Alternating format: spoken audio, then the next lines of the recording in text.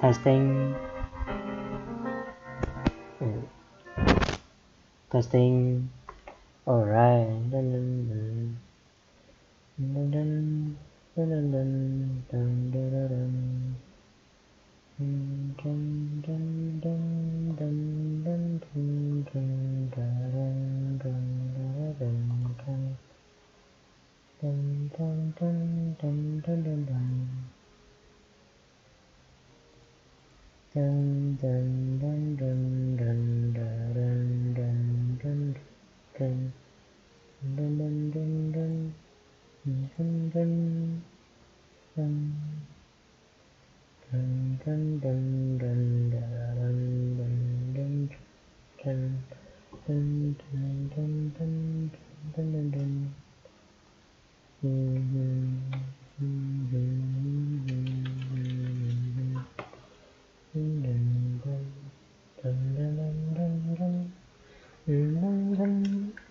Alright, getting back here to go save Kuritsu. Where were we?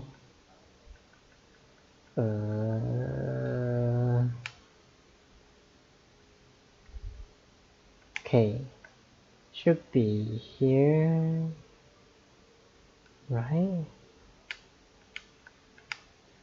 Okay, I hope this is correct.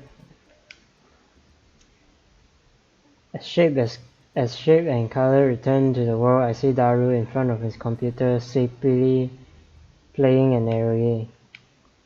Steins gate of 10 gates of hell. What does that mean? Is that Naruto reference?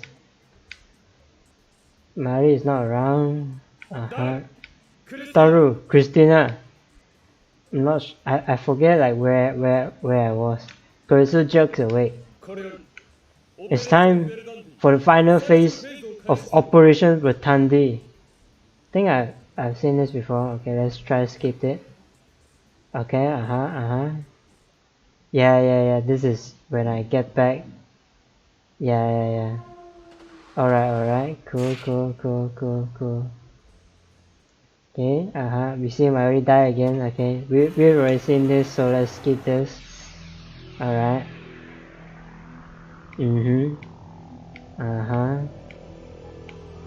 Okay, so we got back to IBM 500 and all that stuff. I lean against the wire fence and stretch out my legs as I look at the sky. I wanted more time to think, that's why I came back. Last time I spent 2 days refusing to face reality. But that is no longer an option now that I've confirmed Mayuri's death. This time I need to reach a decision. Okay, I think we can just skip to the part where Kuritsu arrived.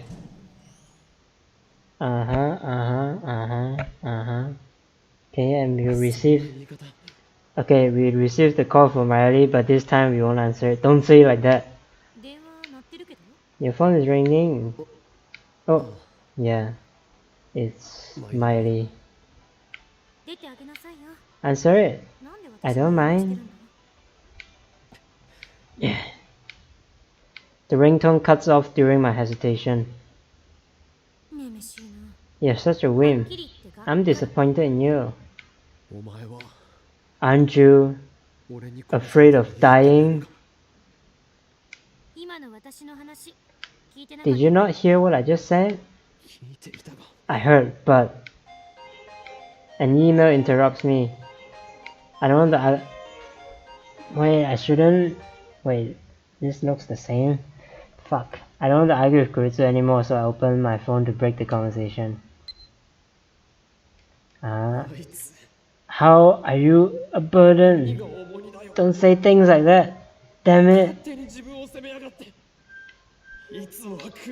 Why is she only serious at times like this? I'm not feeling the emotion yet, so a burden, huh? I've never felt Mayuri was a burden. Not once. Then you should tell her that. Maybe it wasn't a good idea to leave Mayuri in the dark. Well, it looks the same. She never looks like she's thinking anything yet she saw my doubt. Either way, I can't tell her the truth. Okabe. Goetsu sighs, then glares at me. The old you wouldn't have worried about anything. Anyway, you should go see Mayuri. Well, this looks the same, man. I'm sure she has a lot to say. This looks the same, man. Yeah, let's try to skip it. We saw Mayuri in the graveyard.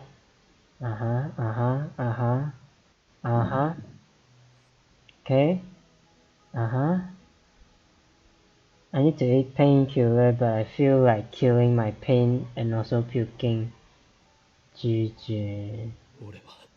Oh, okay. Finally, some different. I won't give up. Ever.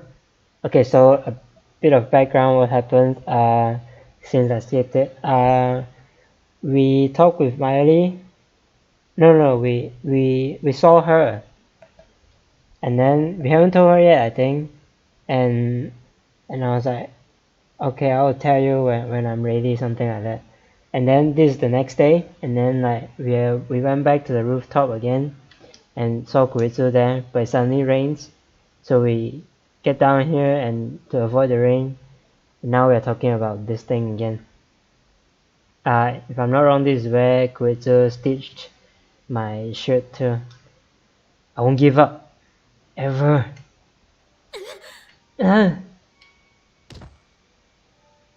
Koitsu suddenly pushes me away.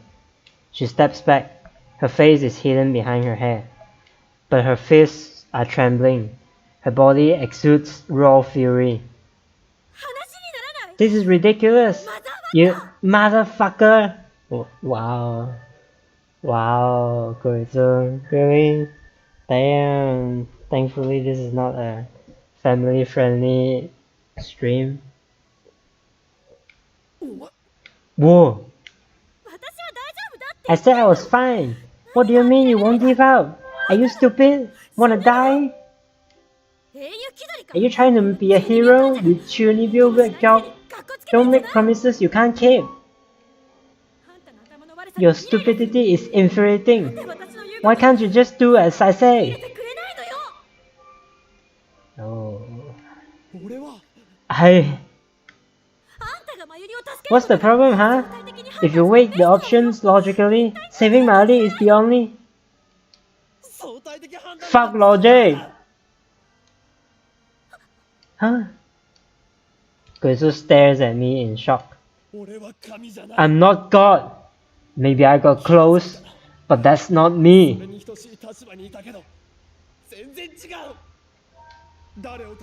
I can't decide who lives and who dies anymore.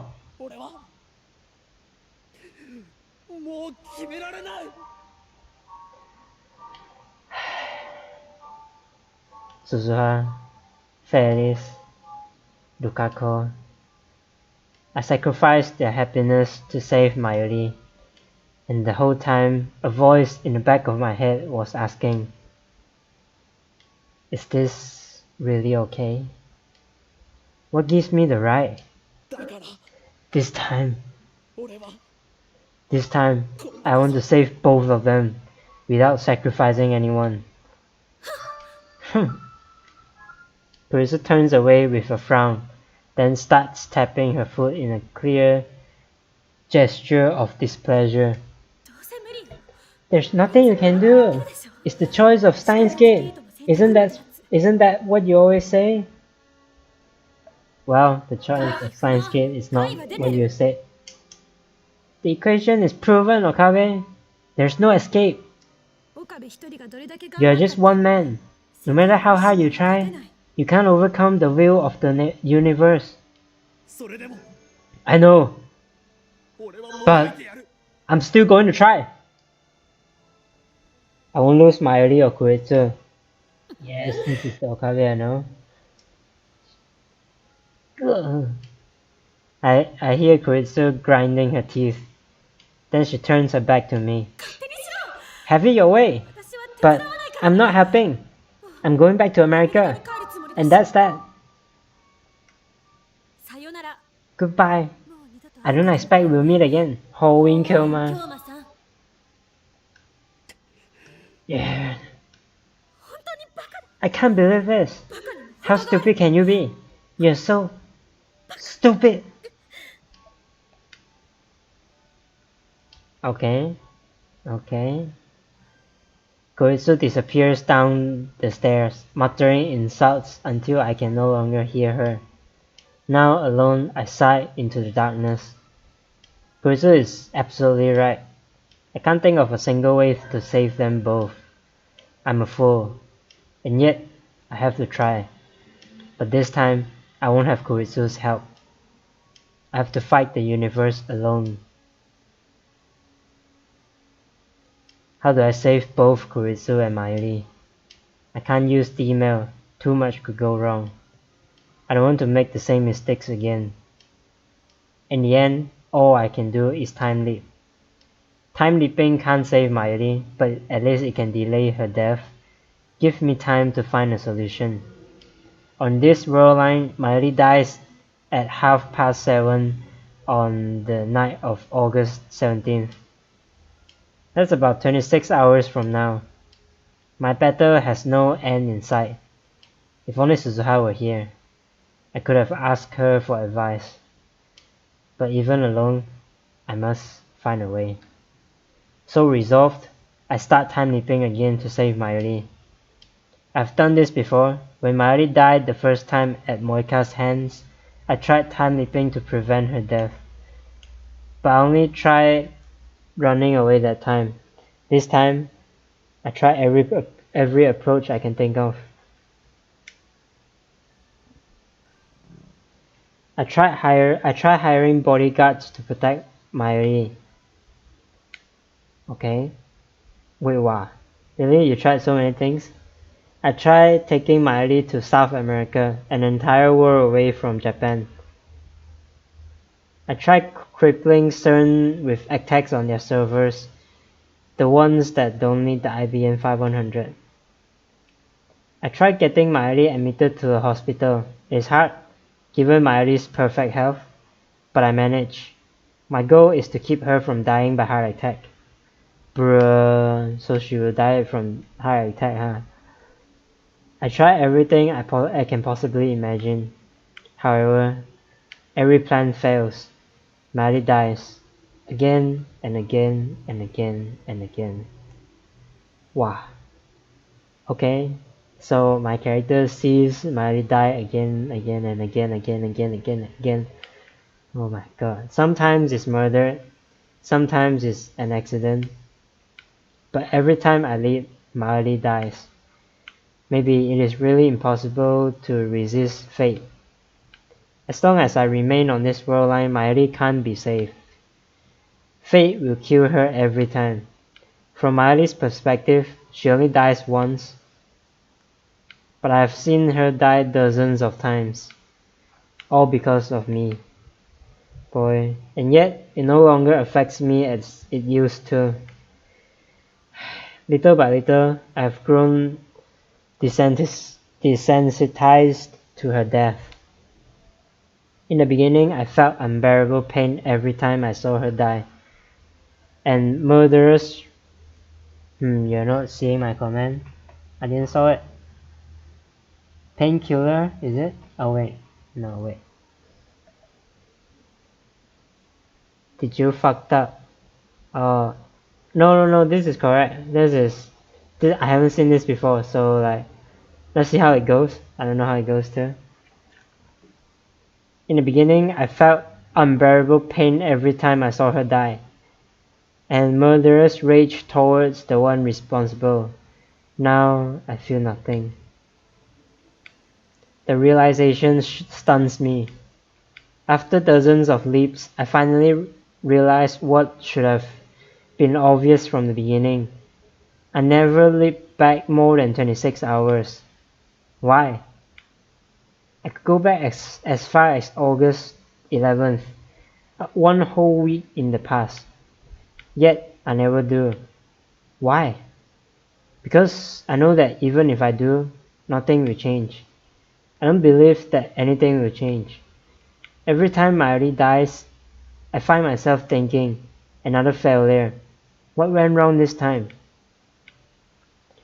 I calmly analyze Mayuri's death, then take my data and head for the time leap machine with a sigh, like a gamer forced for the umpteenth time to restart a particularly difficult stage.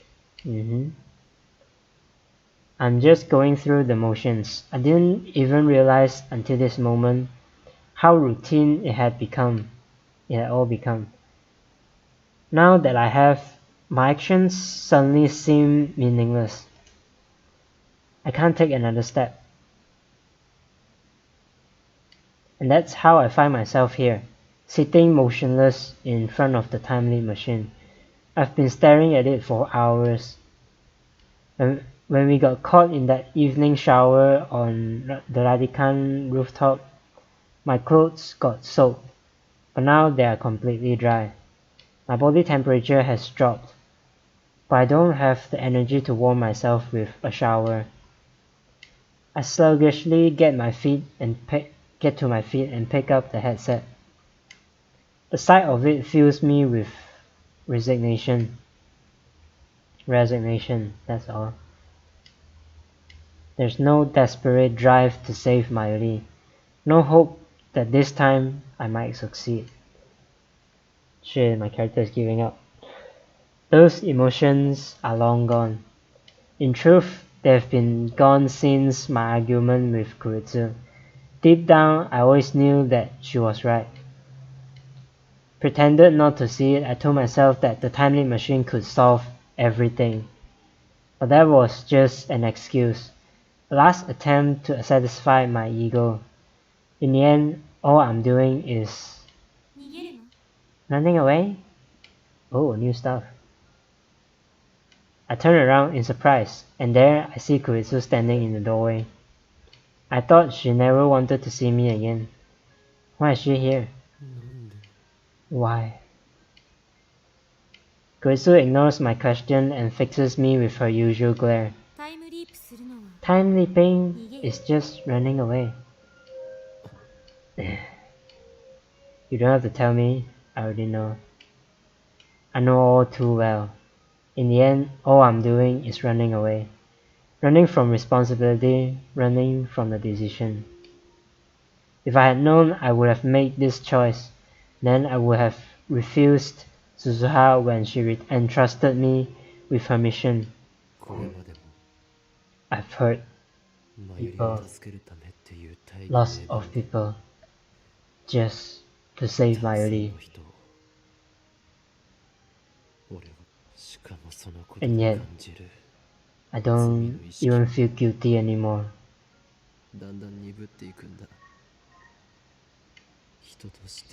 I feel like I'm losing my humanity. Then, why are you hesitating now?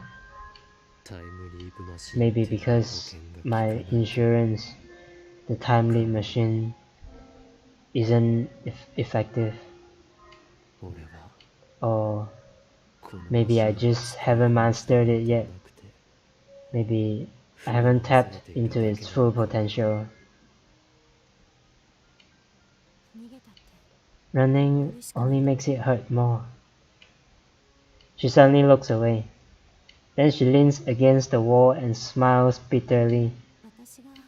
I should know. Is Kuritsu running too? From what? That right? Look at yourself, Okabe.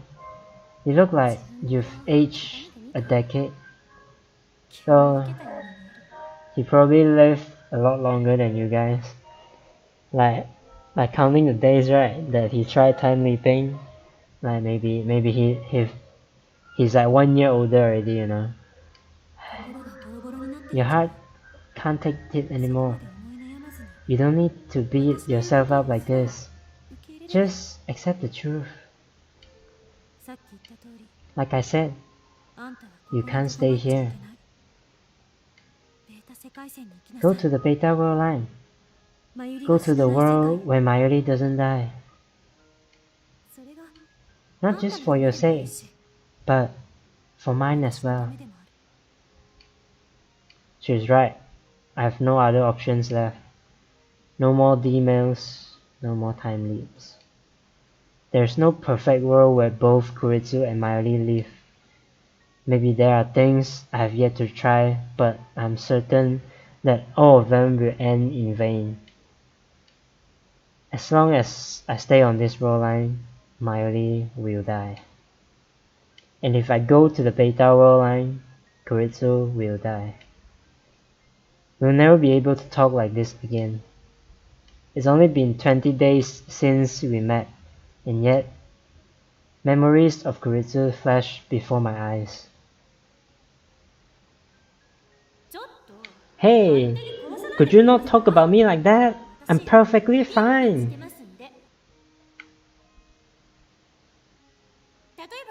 Let's say we wanted to make a machine that could physically transport people through time. What would we need?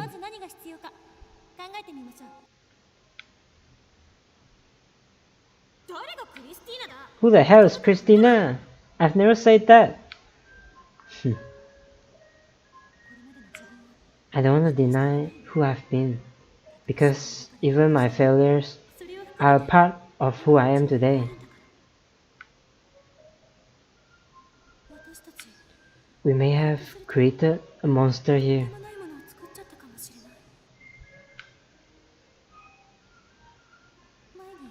You said I was your friend, remember? You said I was important to you. That made me really happy, I guess. Oh, this is one of the scenes that I need to do extra stuff to unlock. So that's why I need to do those before I can get this ending, I guess. Once we are done upgrading the phone wave, I want you to come with me. Yeah, this too. I want to be your strength. This too. Thank you. I know you're hurting for me.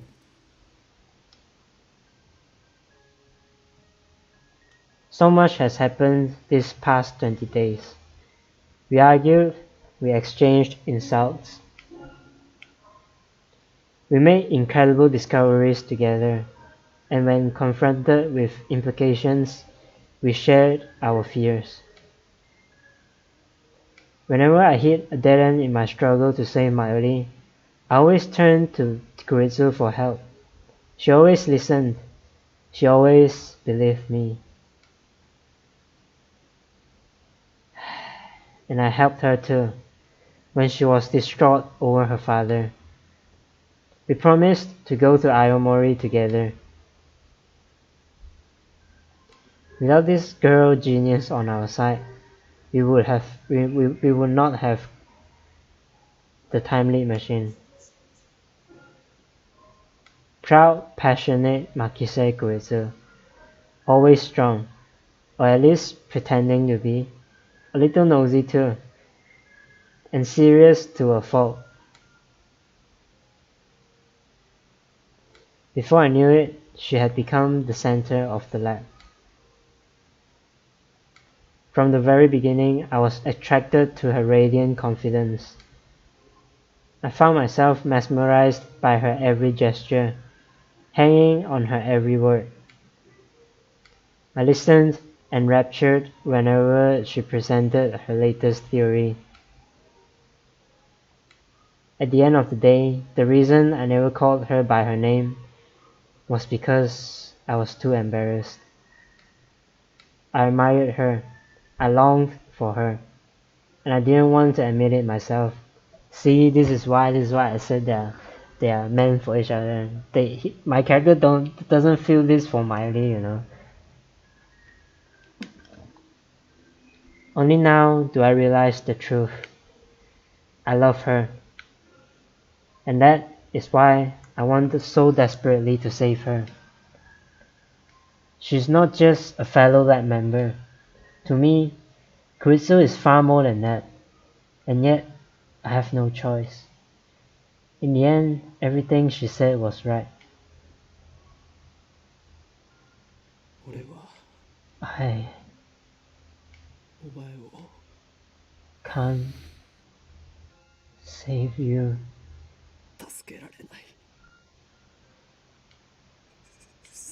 I'm sorry. In a desperate attempt to hold back my tears, I bite my lip tightly.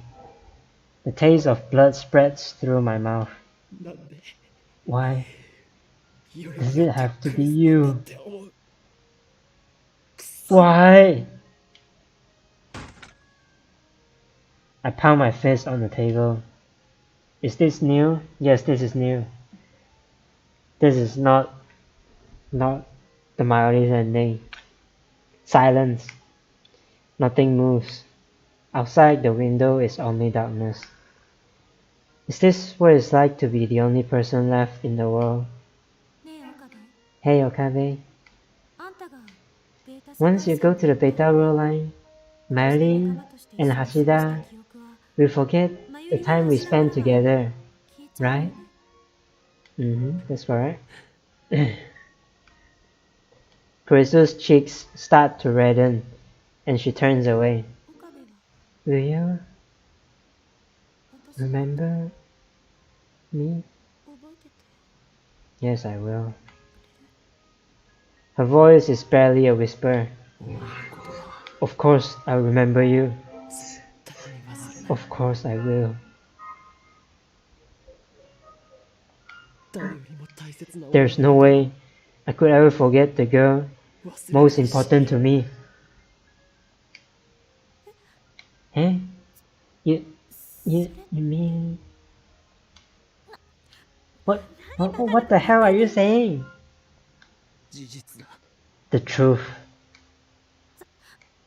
But proof. I need proof. You can't come up with a formula otherwise. Kurisu is getting flustered for some reason. When the anterior... Okay, wait, she's saying it this too fast. Oh my god. When the anterior pituitary gland hypersex ACTH and gamma waves induced at stochastic resonance, we can assume an infinite Hausdorff dimension for the Hilbert curve. Oh my god, that was mouthful as fuck, man.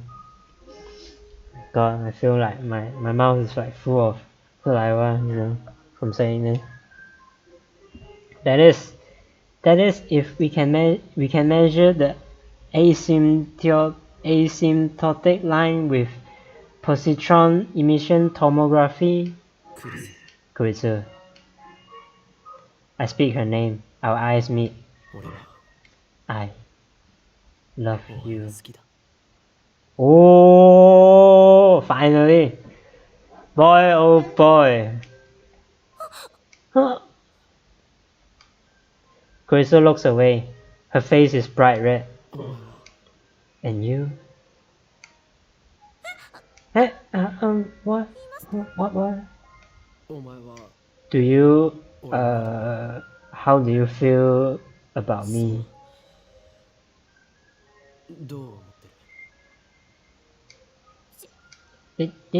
You want to know?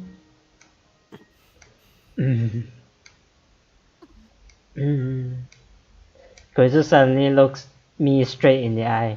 Her face is still red, but her expression is firm. She walks straight up to me, grabs me by the collar, and jerks me towards her. Amazing. Close your eyes! Did I make her mad? Perhaps Kurisu hates me for some reason.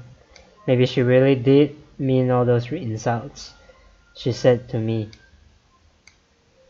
That would be really sad.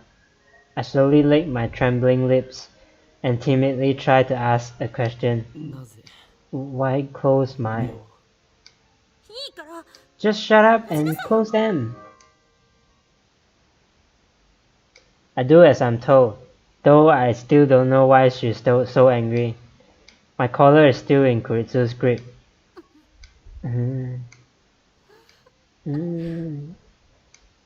Abruptly, I feel a soft sensation against my lips.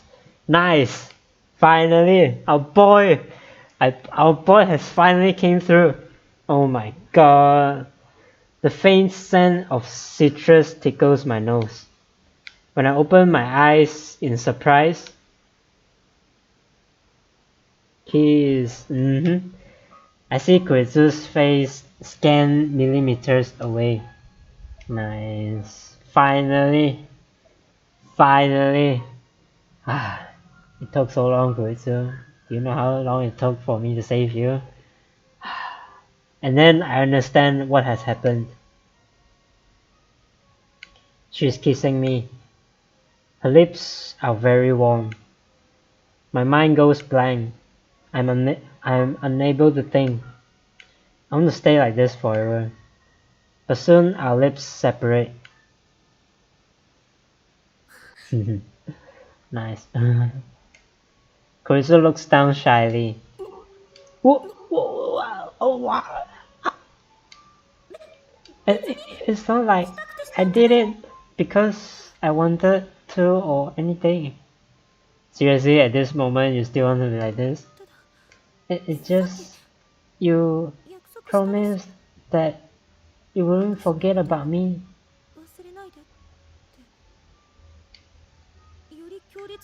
Research shows that memories are harder to forget when coupled with intense emotions. You're a virgin and a pervert, so I was sure you'd have an elaborative rehearsal on your first kiss, instantly making it a long-term memory you'd never forget. So, 我想抱住Kuritsu，嘛，其實Kuritsu cool，hello， nice 我終於救到佢啦！我用開兩個 stream 先救到佢啊！ I want a kiss from Lukaku. I mean, we had, right? Did we? I forgot. Did we? I think we did. I just don't want you to forget about me, Okabe, no matter what. My heart fills with love for Kuritsu as she makes her frantic excuses. What a relief. Kuritsu wasn't mad. She was just trying to hide her embarrassment. I want to be with her even more. I want to talk with her even more. I want to learn everything even more about her. But I know that wish can never come true. My chest tightens. I feel like I'm suffocating. What are they going to do, man? But what's the solution here, man? Not Okabe kiss. I want the kiss. Oh, bruh. Lukaku, really? Desperate to keep my emotions under control, I place my own hands on top of Kuritsu's, which are still grabbing my collar. So sorry to disappoint you. Yeah? That wasn't my first kiss. Ah, nice. Yeah, so yeah, he kissed Lukaku before. But why you? You're just a cherry boy. Shut up, virgin. I remember playfully kissing Miley in elementary school. Whoa, way before that, Okabe. Damn, son. Wow, Okabe is a playboy, man. And just a little while ago, I forcibly kissed Moeka to silence her. Ah, yeah, it was Moeka, not Lukaku. But that was on another world line, and now it never happened. So I guess that it doesn't count. It's in your mind, right? When it's in your mind, then it will count. That's how it works, man. Anyway, so it wasn't your first.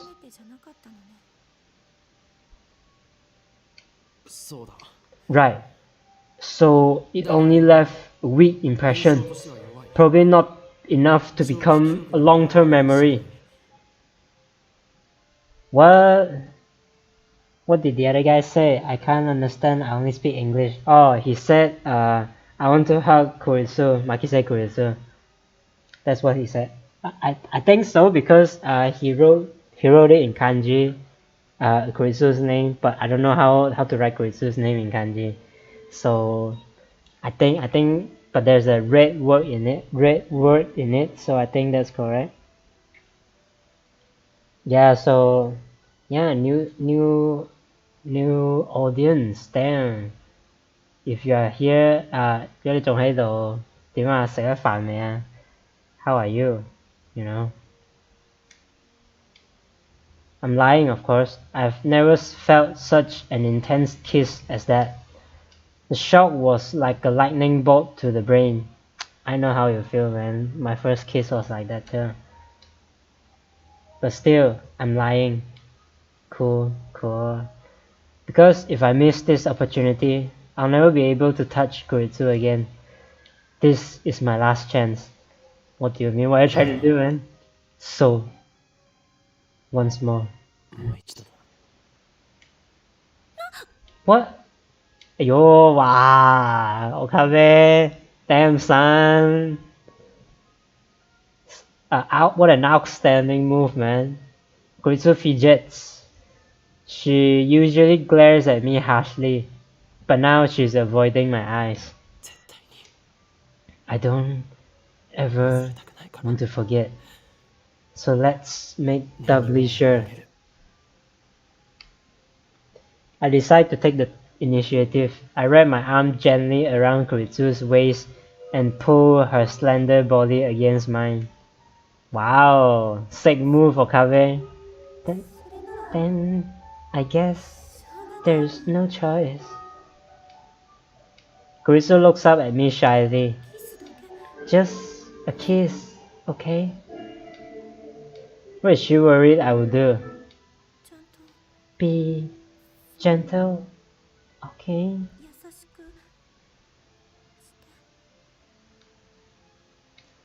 I run my fingers softly through her hair. Then I slowly bend down. Okabe. Wow, saucy. We are both shy, so we end up pecking at each other's lip like two small birds. Then we draw back and look at each other. Kuritsu's eyes are wet. Tears are running down from her cheeks. On her cheeks, what? I kiss them away. They're salty. Bruh, okay. Wow, saucy. Don't forget me. We press our lips together again. Stronger than the first time. Longer than the first time. I never want to let go. We embrace each other tightly. Our feelings too powerful to contain. I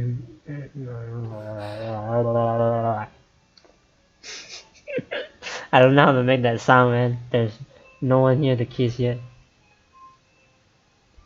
We seek each other's warmth again and again. Locked in our embrace, we feel each other's breath. Wow. We feel each other's scent. Wow, saucy.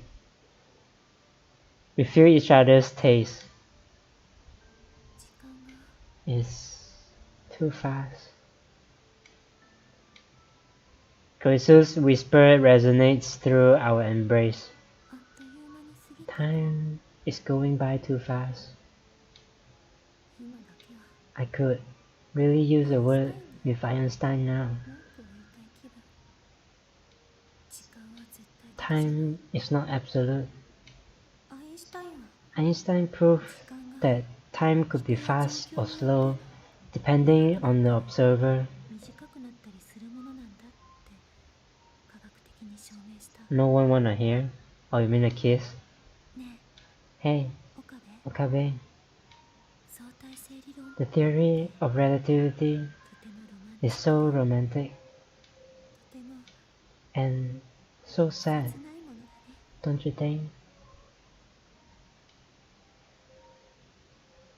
How does Kuritsu feel about me? In the end, she never really answered my question. Well, it's obvious, right? How can you not tell? Early morning, Akihabara Station. Kuritsu is standing before the entrance with her huge suitcase beside her. Wait a minute, what is going to happen?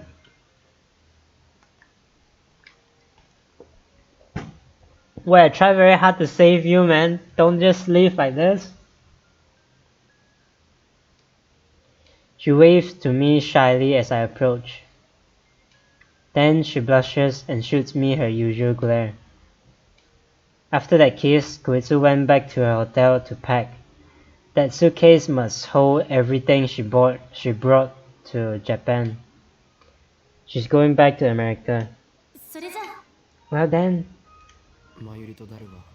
Are you sure I shouldn't call Mayuri and Daru? I think that would just make it harder. Did she die? Fuck man, I hope not. Oh my god. I tried so hard to save her. Please don't. But you? I have no trouble leaving behind.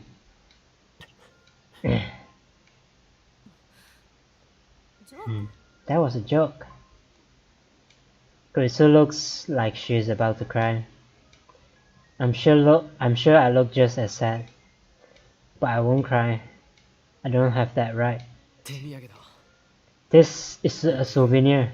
Take it. I hand her future gadget number 2, the bamboo helicam. It's a bamboo helicopter equipped with a CCD camera, which allows it to record video in the air. A truly groundbreaking invention. You mean a drone? Oh my god! This is futuristic as fuck, man. Although it's only like 2-3 years, but still. But sadly, due to its constant high-speed rotation, the video it produces tends to cause motion sickness. That's sad. No thanks. Just take it. It's not even that bulky. I wanted to give her future gadget number 7, Ghost in the Ball, but it was too big. Kuritsu accepts bamboo helicam with a strange smile. Fine, I'll take it. And then silence. No words of farewell. We just look at each other. Sorry I couldn't go with you to Aomori. Yeah. But these 2 weeks were fun in their own way. Give my regards to Mayuri and Hashida, okay? Kuritsu spreads her arms wide. Without a moment's hesitation, I step forward and embrace the girl genius one last time. Hang in there, Okabe. Stay well. Kuritsu smiles faintly, then turns and walks toward the entrance with suitcase in hand. I watch her go, unable to move a muscle. I want to stop her. I want to wrap my arms around her and tell her to stay with me forever. But I can't. This is what we decided. To save Mayuri. To save the future. I'm sorry, Kuritsu. I can't save you. Kuritsu will disappear. She'll be left behind on this world line. There's no place for her in the coming world. You remember you, Makise Kuritsu. I remember your warmth. I will never forget. I don't know whether Kuritsu hears my words. She keeps walking, strides steady, back straight, long silky hair fluttering in the wind. She's quickly fading into the distance, but I can tell. I see her shoulders trembling. We will never meet again. Our world lines will never cross again. I'm glad I met you, Kurisu. I would have been lost without you. I love you. Goodbye.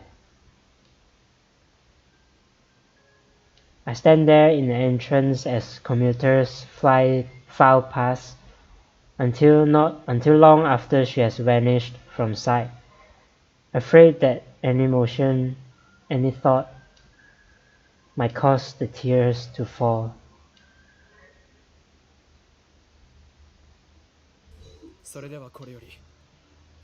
Wait!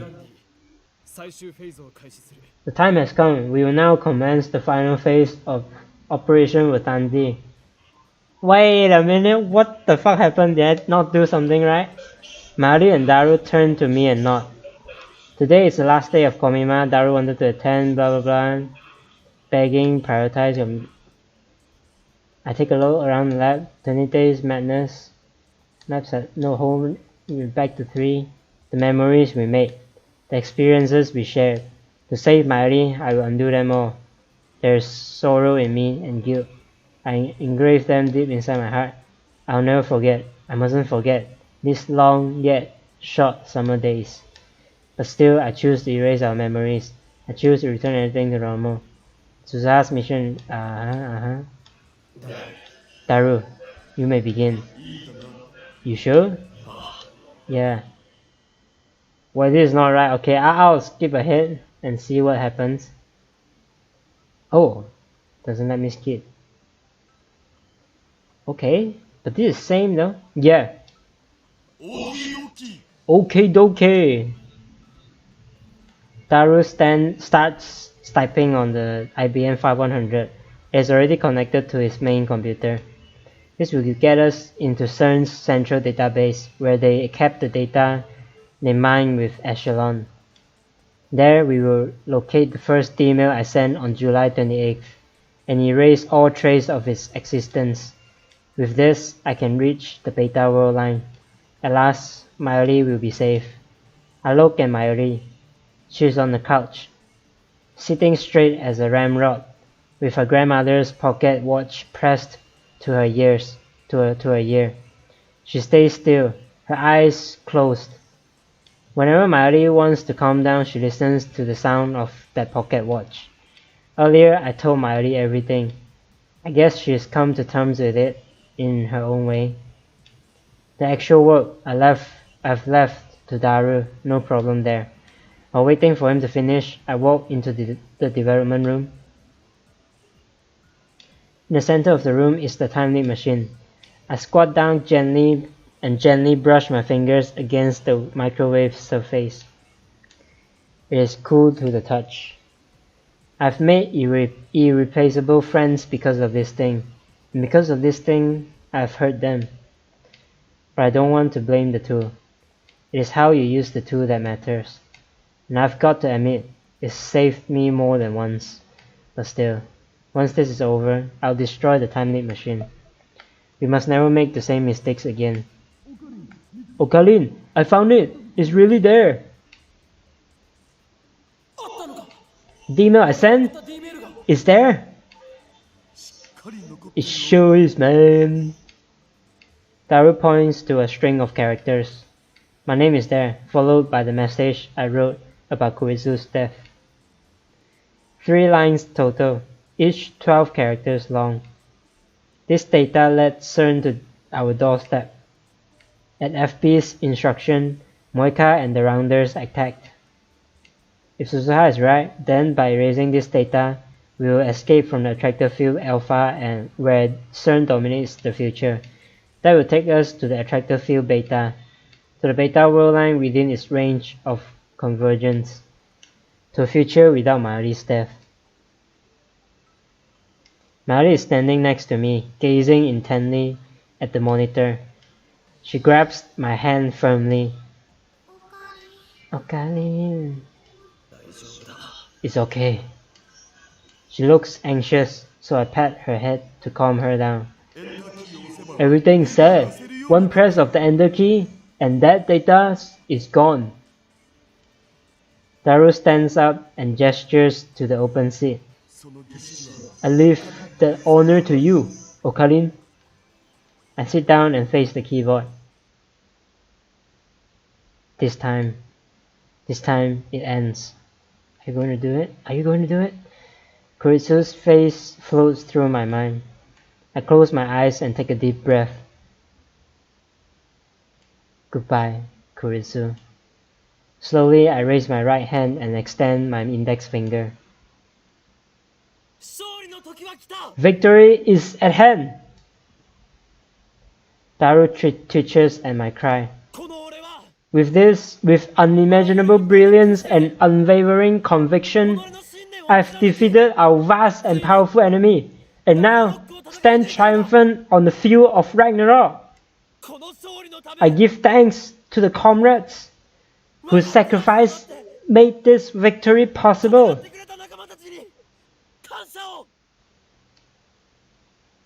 One press of this key, and Kuritsu will die. I firmly grip my coat at the shoulder, where it has been stitched together with jagged pink thread.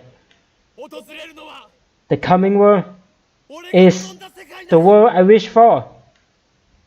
I wish for Maori to live and Kuritsu to die. That is the truth, and I must never forget it. This is the choice of Steins Gate. This is the choice of Okabe Rintaro. Let the world be reborn. I swing down my index finger. Oh, finally! Okay, it's different. Oh. And at the exact same time, I hear the lab door open. My eyes start towards the sound.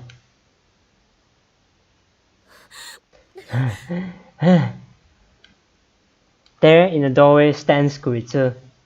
Her face is flushed. Was she running? Why is she here? She should be on her way to the airport right now. Kuritsu is looking at me. Her eyes are glistering, but her face is all smiles. Did she come back for me? In a split second of frozen time, I imagine I hear her voice. We didn't say goodbye, she says. Immediately afterwards, my finger strikes the enter key. What? Wait, what? The world starts to warp. The timeline is being rewritten. I feel my unconsciousness being sucked into the vortex. What? You shouldn't have pressed it, man. What? Reading Steiner. Divergence is changing. The warp accelerates. Kuritsu. Daru. Mairi. Everything inside the lab is shifting. What? Color fades as my consciousness leaves this world line. I turn to face Kuritsu, desperate to burn this last sight of her into my eyes. She raises her hand. Goodbye. What? Okabe, I love...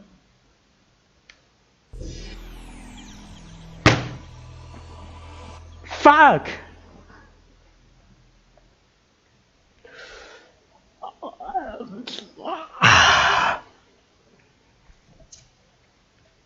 Fuck! What did you do, Okabe? What did you fucking do? Oh my fucking god. What just happened? When I thought it worked! What happened? What the fuck happened? The world gradually stops spinning. Little by little, color returns. I look to the door. She was standing there just a moment ago. My assistant, Christina. Makise Kuritsu. Now she's gone. Vanished like a dream. I look around the room. Next to me is Taru. Bro, chill. Fuck, man. Behind me is Miley. Everything is where it should be. No, it's not, man. It looks like nothing has changed at all. I gently touch my coat's shoulder where Koritsu fixed a torn seam. It's gone. My coat isn't torn. The stitches, uneven from having been sewn in the dark, have disappeared. There's no trace of that ridiculous pink thread. I stand up and head to the development room. Underneath the table, the time leap machine. No, that's not the time leap machine. That's the phone wave, name subject to change. The upgrades Koritsu made are gone. Nothing has changed.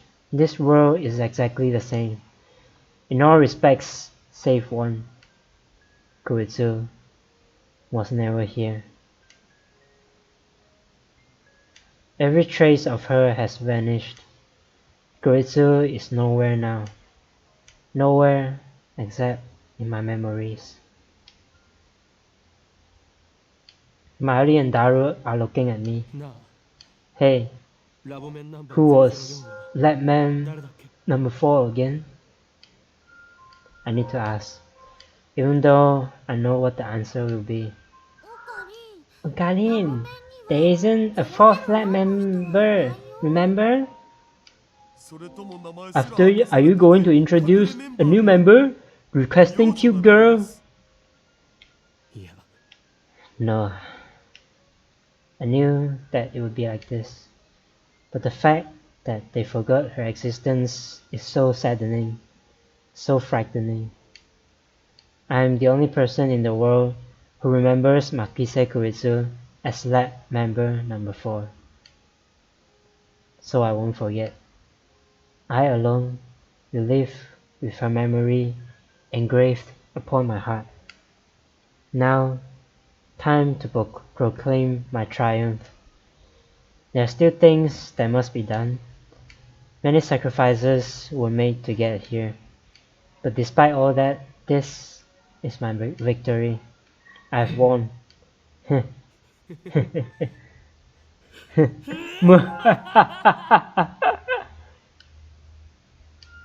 Mali and Daru stare in wonder at my abrupt laughter.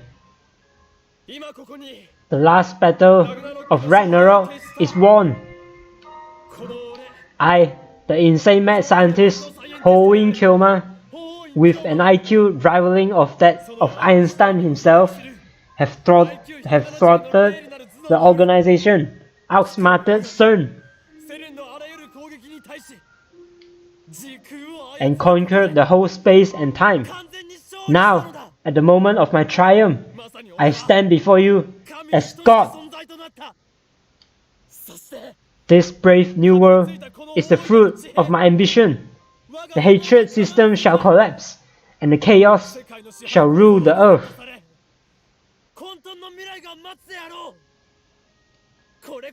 This truly is the choice of Steins. Ocarine. Mary suddenly throws her arms around me. I freeze, utterly taken aback. Taro looks as confused as I am. Mary looks up at me and smiles. It's the gentlest smile I've ever seen.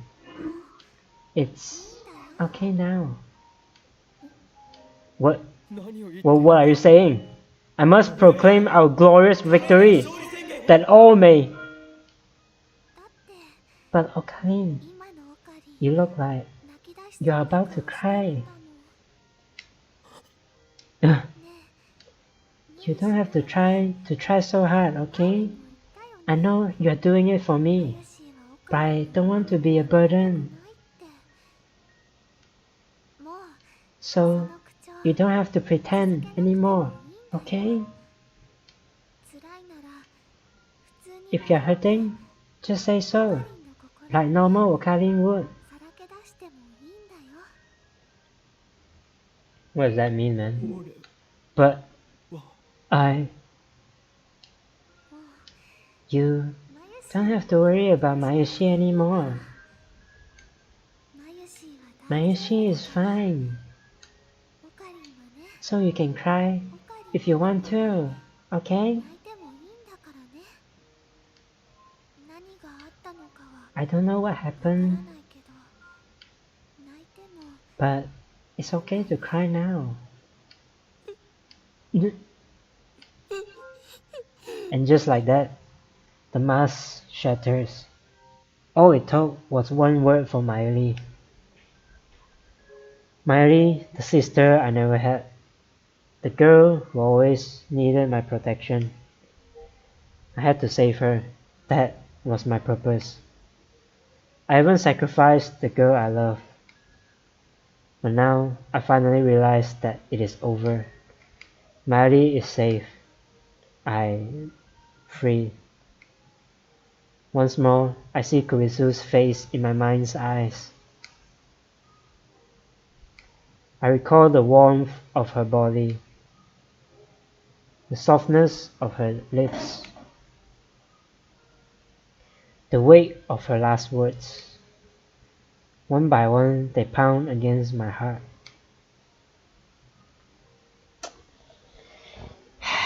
Why'd you press it, man?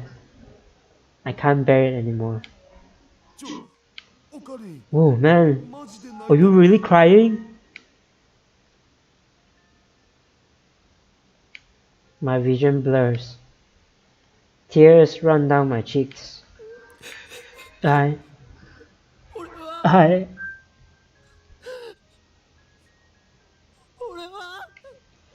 tidal wave of emotion crashes over me.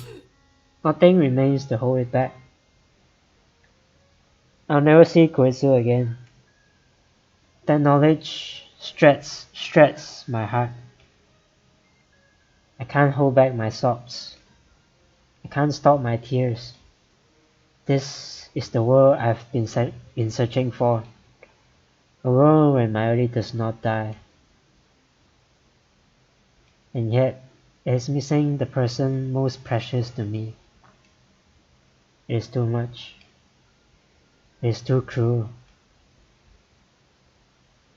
Why did it have to be Kuritsu? Why was I forced to choose? Why did she send me off with a smile? I cling to Mayuri. She strokes my hair gently. I surrender to my grief. 3 days have passed since then, and Mayuri is still alive. Moeka and the Rounders have not attacked, and Tennoji has shown no sign of moving against us. Daru has been visiting May Queen as usual, while Mayuri has been working on costume designs for the next Komima. Everything is back to normal. Everything save for the hole in my heart.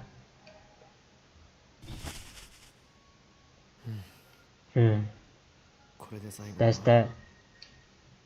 I'm standing by the dumpster out back of the lab. We just finished dumping the last of the trash.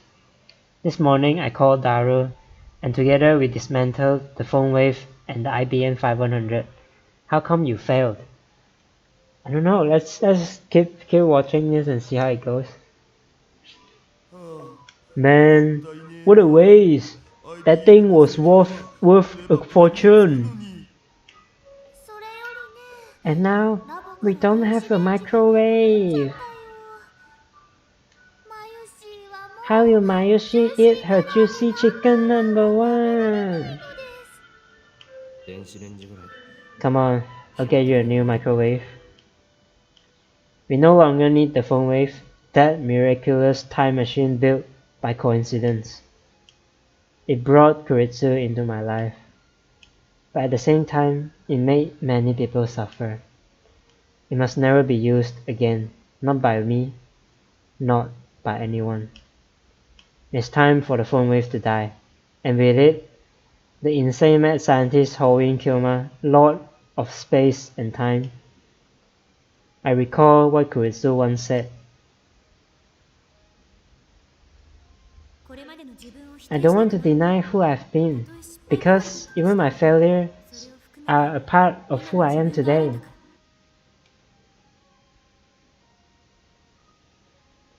I gazed once more upon the scrap heap that was future gadget number 8. What the hell? Okay.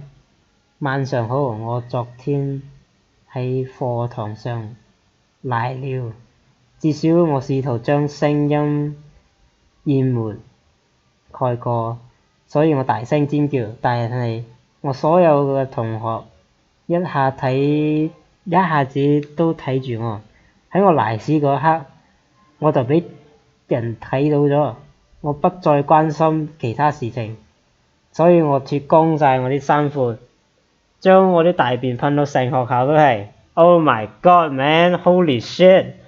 真㗎喂，如果係真嘅話就上新聞㗎咯喎，可以有乜咩學校啊你有冇得睇先？呢個笑話嚟㗎係咪？如果係真，依家咁嘅疫情都冇得返學啦係嘛？你講真講假 Jesus.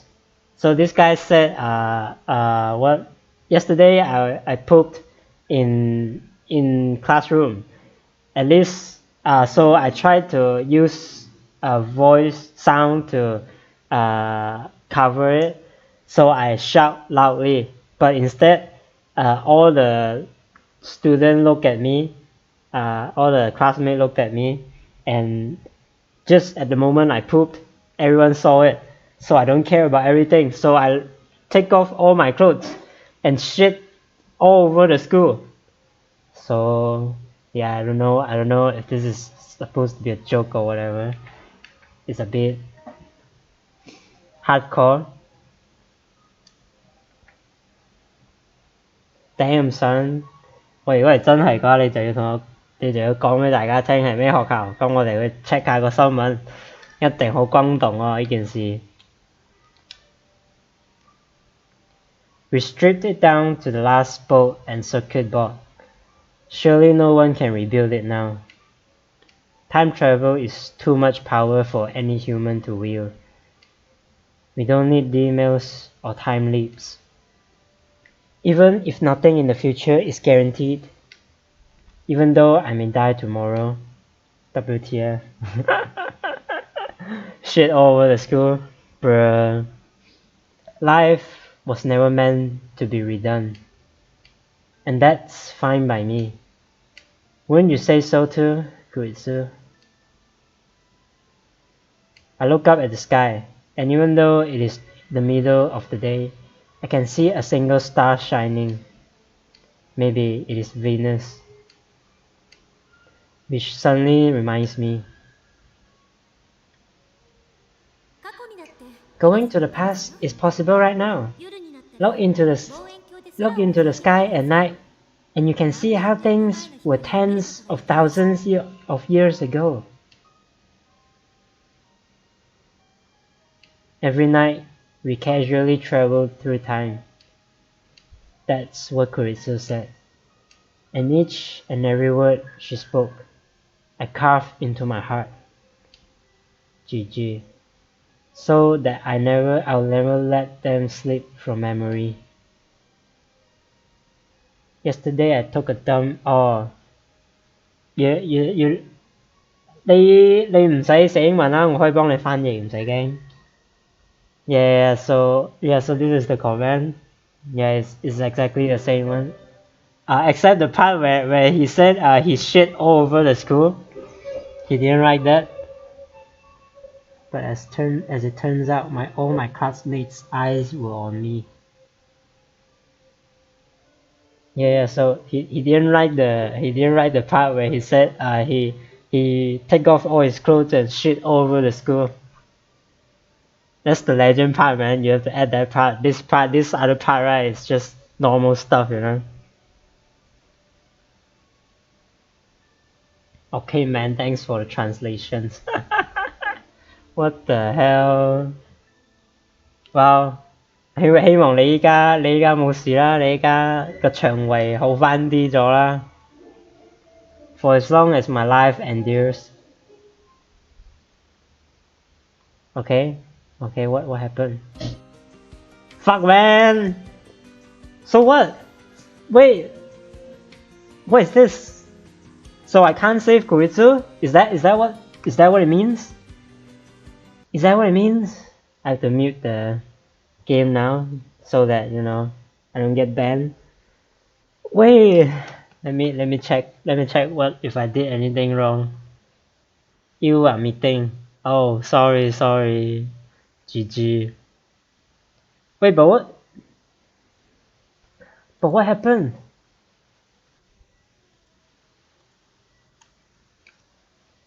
What happened? So I can't save Kuritsu? Is that what it means? I don't get it, man. I don't get it. How do I save Kuritsu? How? What did I miss? What did I miss?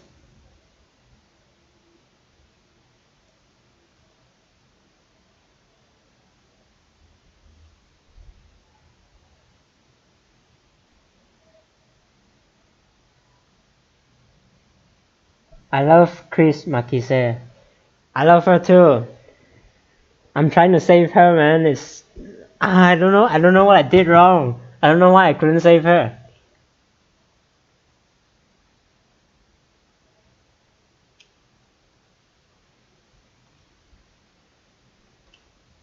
Okay, I think I know what I did wrong, so I'm gonna try and do it again.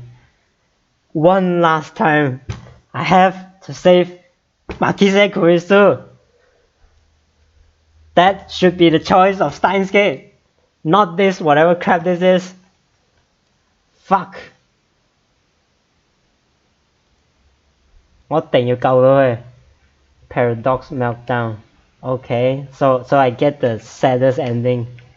Okay, wait, let me try one more time. I'll skip quickly this time. We say stuff. Blah blah blah. Oh, we don't want her to die. Blah blah. Okay, Mary died again, and we went back in time yet again. It feels like I'm the one who is going back in time, you know, to save Kuritsu. Okay, got the mail. I think I need to reply this. Okay, please work. Okay, we saw her again.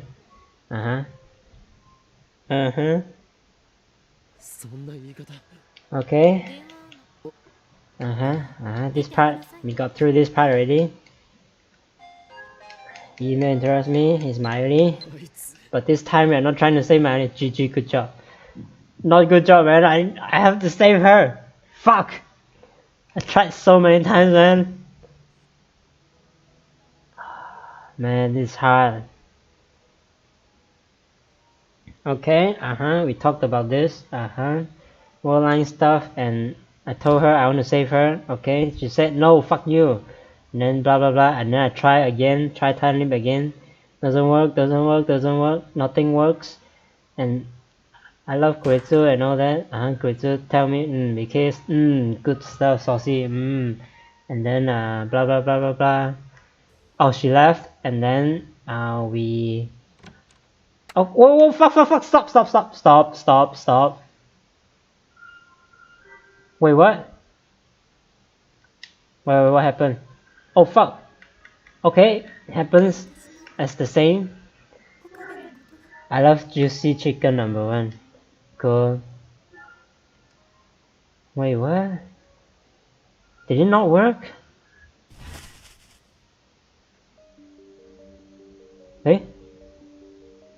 Hey, different music this time. What is this? Why back screen now?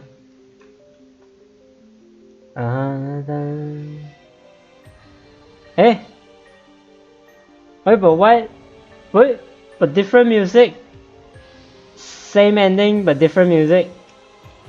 What? I don't get it. Dun, dun, da, da, da, da. It's this music. It's not the one just now is singing. It's the anime theme, not anime theme like opening or whatever. But this one is the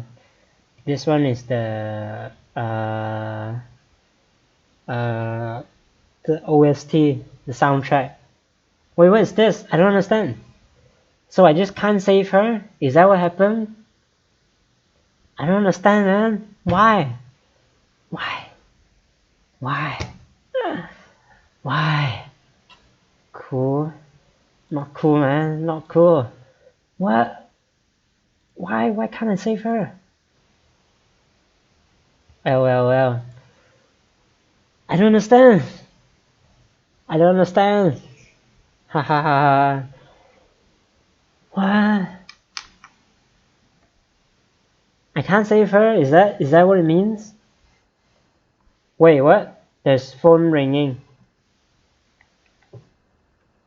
Okay. What? There's phone ringing. What? Nani? What's this? I don't understand, man. Answer the phone. Hey, moshi moshi. Eh? Who? Dad? You're looking for your dad? I'm your dad? You lost me. Oh, this is Suzuha. Put Okabe Rintaro on? Hey, Okalin. Some strange girl wants to talk to you. Yes, Suzuha. Who is this? Please, come to the roof of Radikan. Who is this? I came from the year 2036. I am Hashida Itaru's daughter. My name is Amane Suzuha. Wait a fucking minute. Suzuha? Why are you here? Oh, finally. Okay. What's happening? Ah, finally. Nice. Fuck. Nice. Fucking nice. Fuck, the excitement is... Man, finally, after all these years, you know, now I feel how Okabe feel, you know, because I myself have to try so many times to save Kurisu. Damn, son.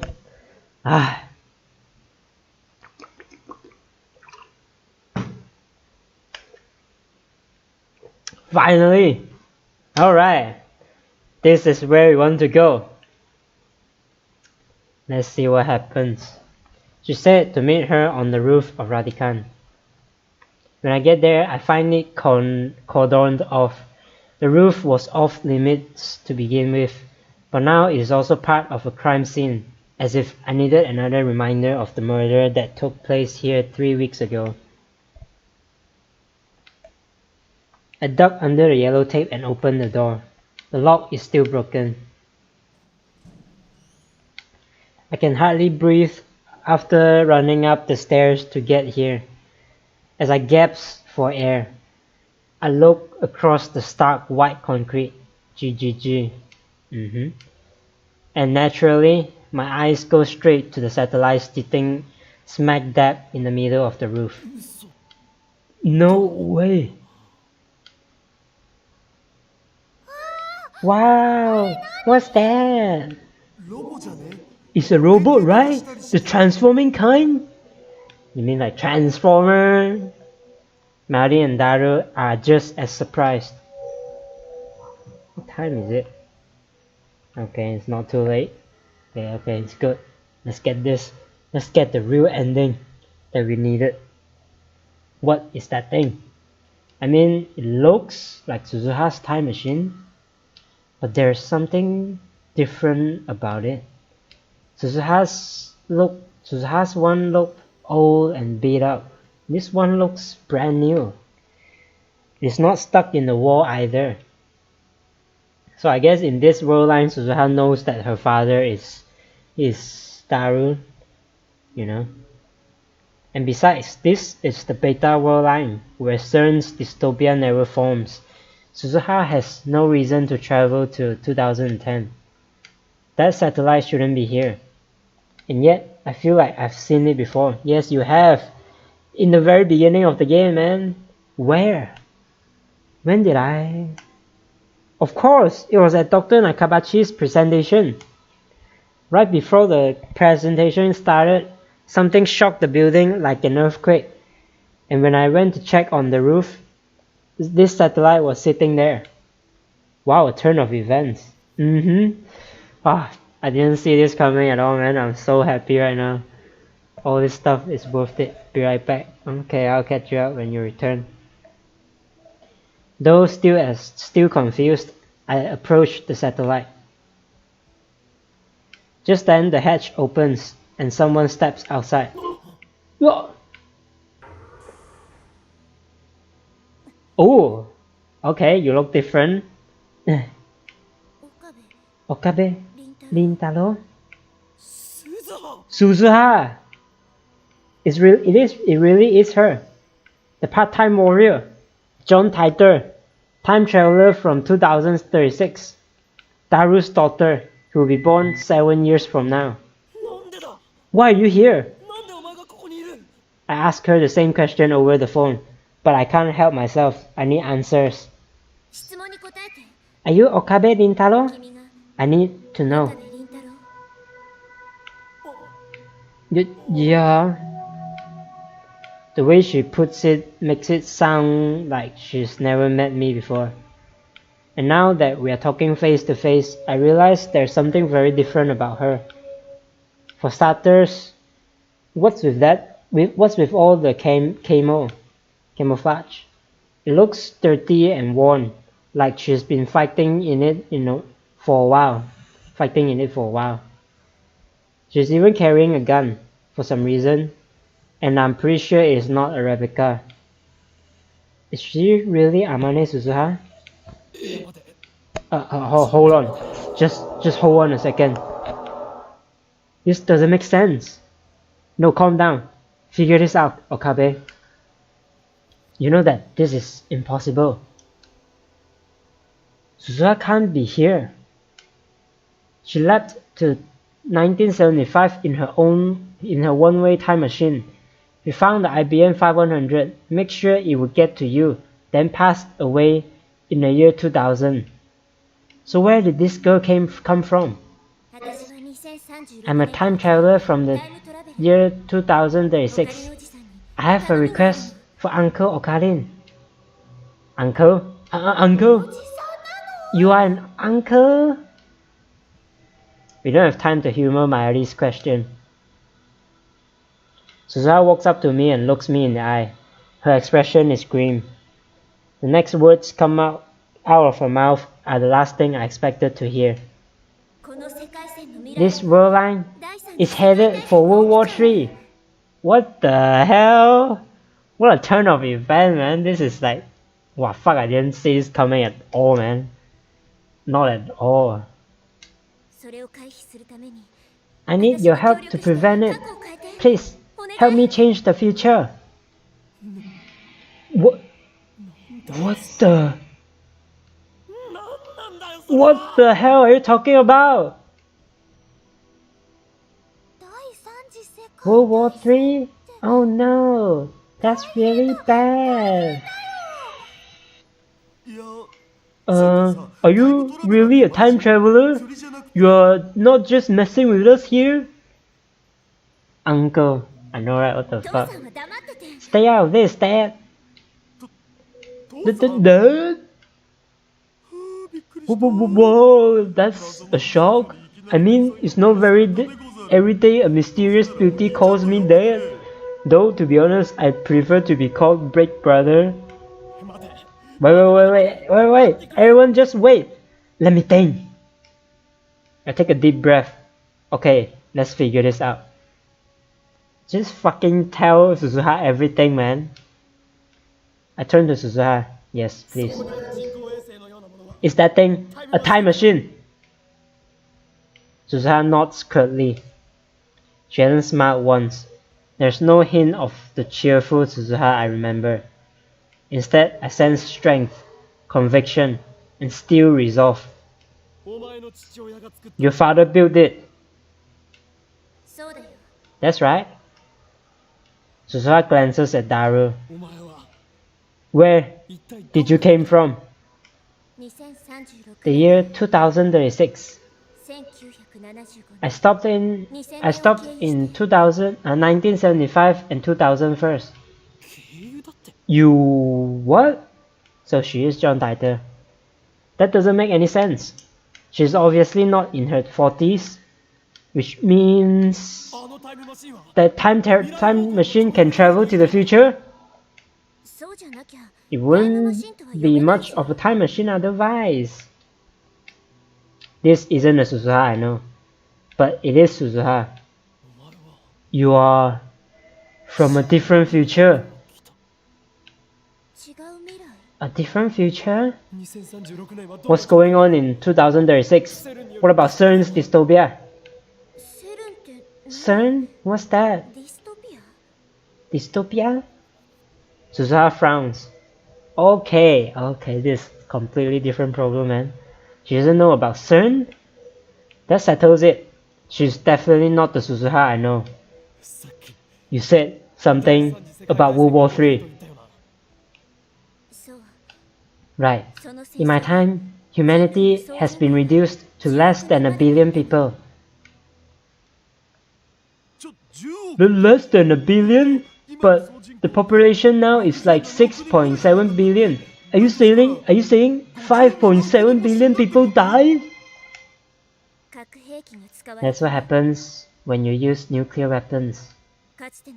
It was just like the Cold War, only this time they were fighting over time travel technology. It started with a race between the EU and Russia.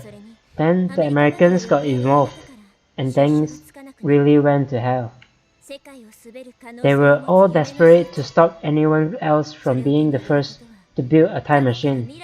Whoever controls time controls the world, right?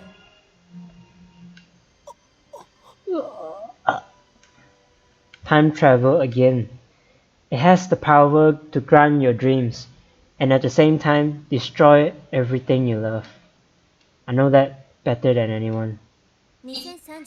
By 2036, the war is over, but left the Earth in ruins.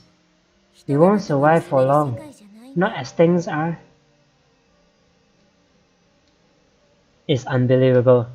In the future of the Alpha World Line, CERN used their time machine to fashion a dystopia where no one could oppose their rule. Suzuha traveled to the past to change that. She showed me how to escape that convergence. The result is this, the Beta World Line. Here, CERN fails to complete its time machine.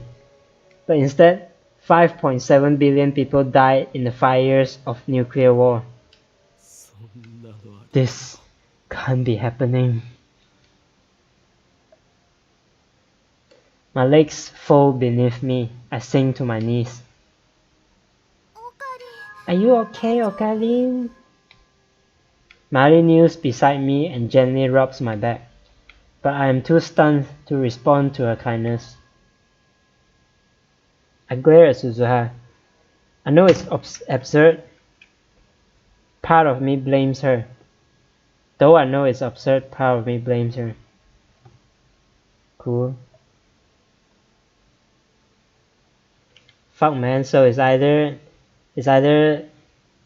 CERN or fucking World War III, man. What the fuck? Why is this happening? You lied to me. You said a peaceful future was waiting for us on the Beta World Line. We saved Mayuri. We changed the future. And now, after everything we did, Suzuha appears before me once again to say that it wasn't enough. We are at a point of great divergence when... I know that already! Then you understand. 5.7 billion people are going to die, and the survivors will be left with no future, no hope. I came here to prevent that, and to do that, I need your help, Uncle Okalin. I refuse. I reject her plea outright. Suzuha looks hurt, betrayed, like an abandoned puppy. How dare she look at me that way? I borrow Mayuri's shoulder and struggle back to my feet. I came here from the Alpha World Line. I had to sacrifice the girl I loved to make it this far.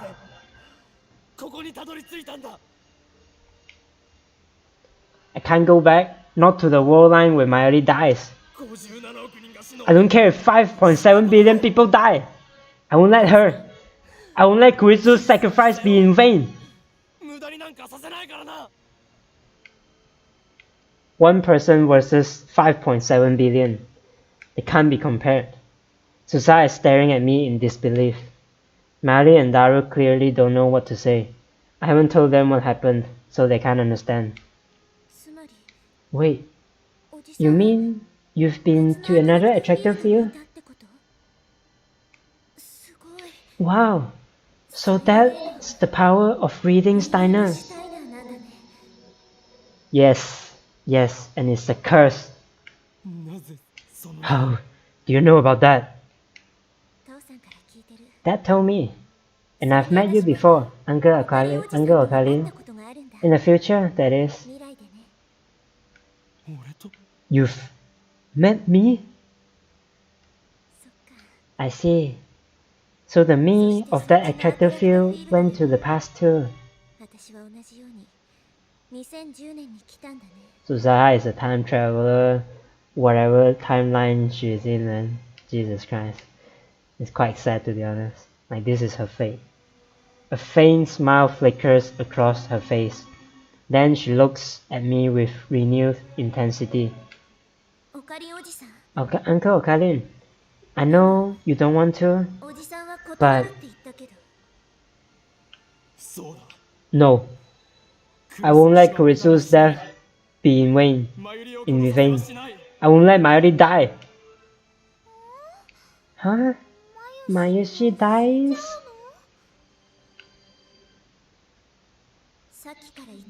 By Kuritsu. I assume you mean Makise Kuritsu? Listen, uncle. Let's say, hypothetically, that the only way to change the future of this world line is to go to July 28th, 2010, the day Makise Kuritsu dies, and save her. What would you do? What? Shock ripples through my body. What did she say? Save Kuritsu? But how? We no longer have the phone wave or the time leap machine, and even if we did, I could never leap that far back. Huh? Of course. I look over Suzuha's shoulder at the object disguised as a satellite. Your time machine. We can use your time machine. GG WTF. I don't know how this is proceeding yet. It came all the way from 2036. It should have no trouble going back a mere 3 weeks. Even better, this time machine can do what Alpha Suzuha's could not. It can travel to the future. I can go to July 28th, save Kuritsu, and return to the present. No emails, no time leaps. Genuine physical time travel. I can't refuse. I literally can't refuse. I saw this time machine once before, on July 28th, that fateful day. Shortly before Kuritsu was killed, I saw it standing in this very spot, as sure as it is standing before me now. Wait, what? There's only one thing that can mean. It has already been established that this time machine will appear on that day, in this place. Even before I sent the first email, my participation was assured. Even though the thought of turning Suzuha down is now meaningless. Nothing is coincidence. Everything is inevitable. The relation makes me dizzy. It's like I don't have the tiniest atom of free will. Like my every action from the moment of my birth was planned for me by some cosmic force. The world line I'm aiming for isn't... what did you call it? The Alpha world line? It's not that. What we are aiming for is the space between attractor fields. What? The space between? There lies a world line unaffected by any attractor fields. A world line known as Steins Gate. Ooh, I'm just waiting for this. What, waiting for this quote? A world line known as Steins Gate? What? To go south. To go south? What? I don't get it. But that's the Chuny name I pulled out of my ass. It doesn't even mean anything. Nice. I was told that Steins Gate is a brand new world line. One no one has observed. But didn't someone have to observe it to know it is there? Nope, it's never been observed. That's what makes it new. But Dad and Uncle Okalin were able to calculate its divergence. Okay. What the fuck, negative? It's negative 0.081609% relative to the current world line. That's where we will find Steins Gate. And to reach that world line, we have to save Kuritsu. Exactly. She is the key to averting World War III. As long as she lives, the war won't happen. Or at the very least, 5.7 billion people won't die. Why? Huh? Why Kuritsu? I mean, I know she's a genius, but are you telling me she's the hero who saved 5.7 billion people?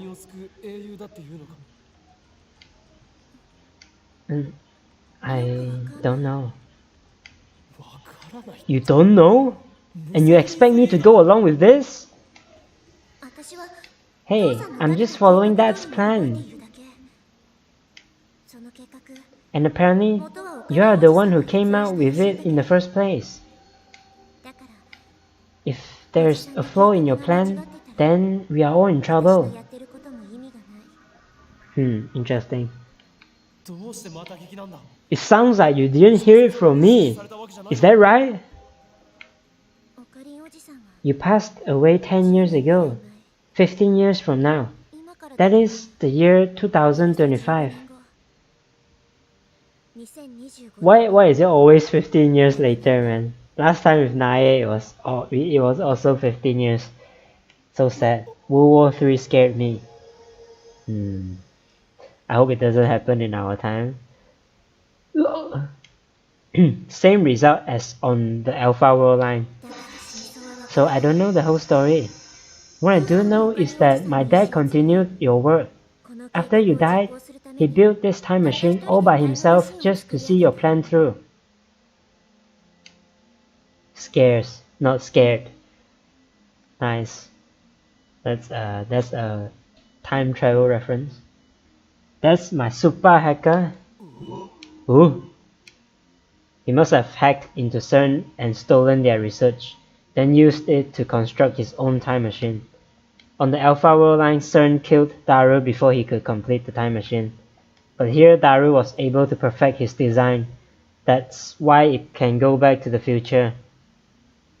At least that seems like the most likely explanation.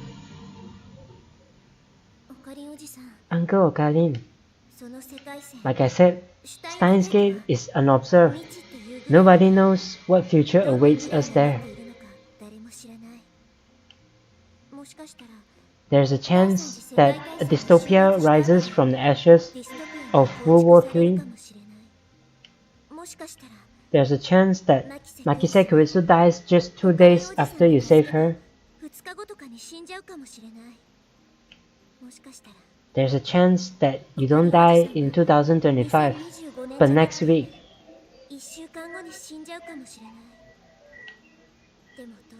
But there's also a chance that when 2036 comes, there will be no dystopia, no world ravaged by war. There's a chance that everyone, including Makise Kuritsu, will still be alive. There's a chance that a wonderful future awaits. At least it won't be the future I came from, and it won't be the future the other me came from. Then much is certain. Gonna have to time leap if it happens. Or World War III. Yeah. Is an unknown future really for the best? I would hate for the ending role to say, despite your best efforts, you made everything worse. It's completely unknown, completely unpredictable. Kuritsu can't be saved. I know that. Even if we change the past, convergence will ensure her death, just as it did for Mayuri. It's impossible. There's no way this plan can succeed. In the end, fate will win, as it always has. But if you are willing to try, if you are willing to come with me to July 28th, then take my hand. If you remember right, in the beginning of the game, the first time we met Makise Kuritsu in the Alpha World line, in the Beta World line, which is this one, she actually remembered me, and I was like, what the fuck, how did you know me, man? I don't even know you. This first time we met, right? So I assume that this me right now is the person she met before meeting me in the beginning of the game. But that will mean she'll die anyway, because that's the future I saw. Let's see what happens. I look down at Suzuha's hand. Her skin is rough. Her palm calloused. This cool, collected, unsmiling Suzuha comes from a ruined world, from the ashes of a world that claimed over 5 billion lives. I can only imagine what she has been through. Okay, before I accept her offer, let me just go to the toilet real quick.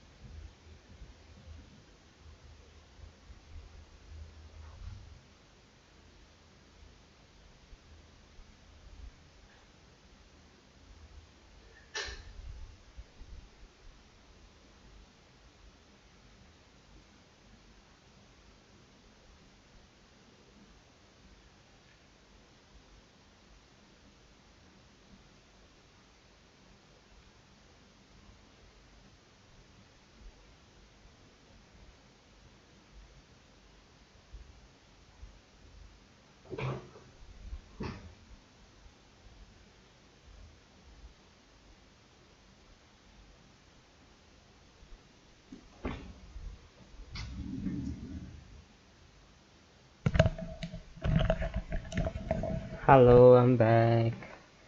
Alright, let's see where this is going.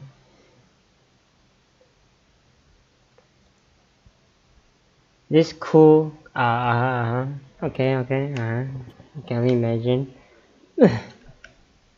Kurisu, how I've dreamt of saving her. I would do anything to change her fate. But how do I know this invitation won't lead me into another maze of despair? Mayushi doesn't understand any of this. Oh, new music. But this Makise person was very important to you, wasn't she?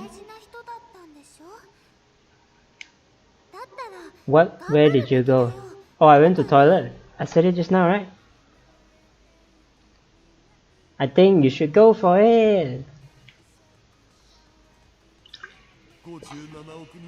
Oh, this is the theme song, the opening. 5.7 billion people, man. I can't even imagine. But don't sweat the small stuff. Just save the girl, and you are set for life. It's the dream of every otaku. Sure. Mari and Daru offer me encouragement, but it is not enough to overcome my doubt. The Makise Koitsu we knew. Lab member number 4 is already gone. Even if I save her on this world line, she won't remember any of the time she shared with us. So there's no point. I won't bend time to my convenience, not again. I'm not God. I don't have that right. If I try, I'll just end up making things worse. Huh. How my character have grown up, man. Why really makes me, like quite proud of him, Reason pleads with me to stop. And yet, I look at Suzuha's outstretched hand, and then, with resignation, I grasped it firmly. I'm in. Try though I may to fight it. This choice was made for me on July 28th, the moment I laid eyes upon this time machine. Fate wants me to take your hand. Who am I to argue? I'm not at all confident that I can save Koitsu. How many times have I tried to resist the fate only to fail? I don't want to see her die. But if there's a chance, however small, that she can be saved, I have to try. Even if I can't take back what we had, I want more than anything to save her. Let's go. Thank you, Uncle Karin. Hop aboard.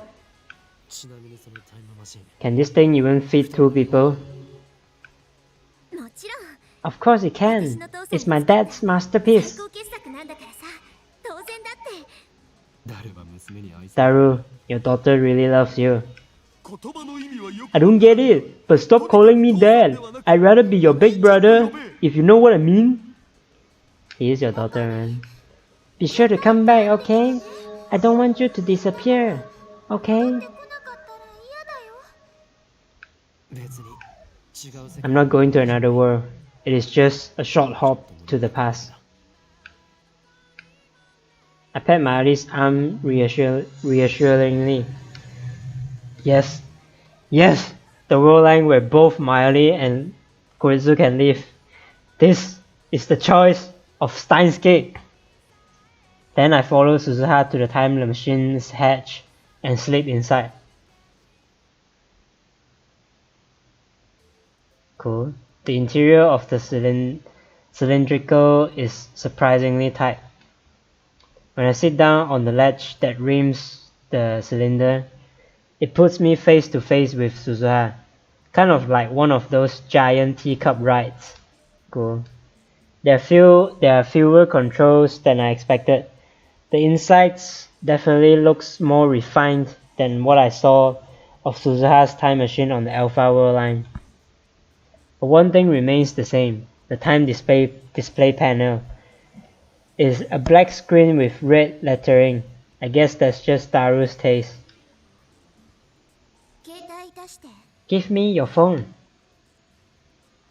When I hand it over, Suzuha casually tosses it out of the hatch. What? Wait, hey!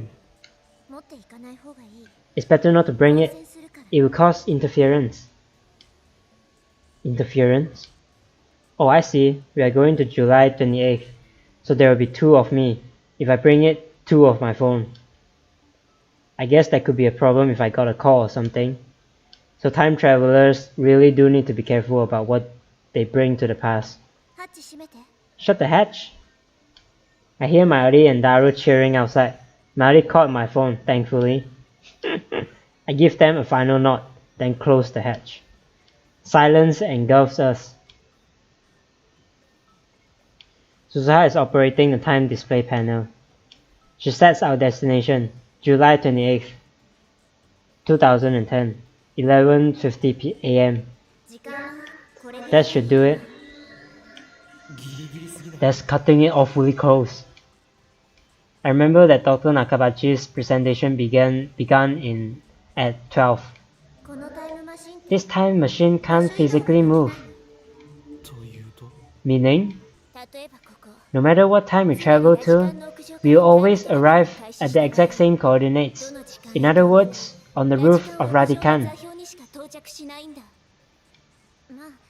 I mean, it's a little more complicated than that, but there's no time to explain. Anyway, we could leap to the day before the presentation, but if we attract too much attention, they could close Radican and cancel the representation. That's why we've got to cut it close. I see. Uncle, this is your first time traveling, right? Okay, first, stop calling me uncle. And yes, I've made more time leaps than I want to remember, but I've never time traveled before. According to John Titor, the G-forces are pretty strong. You feel like you're being stretched out. Yeah, I wrote that. The John Titor stuff? Right, back when I lived to 2000.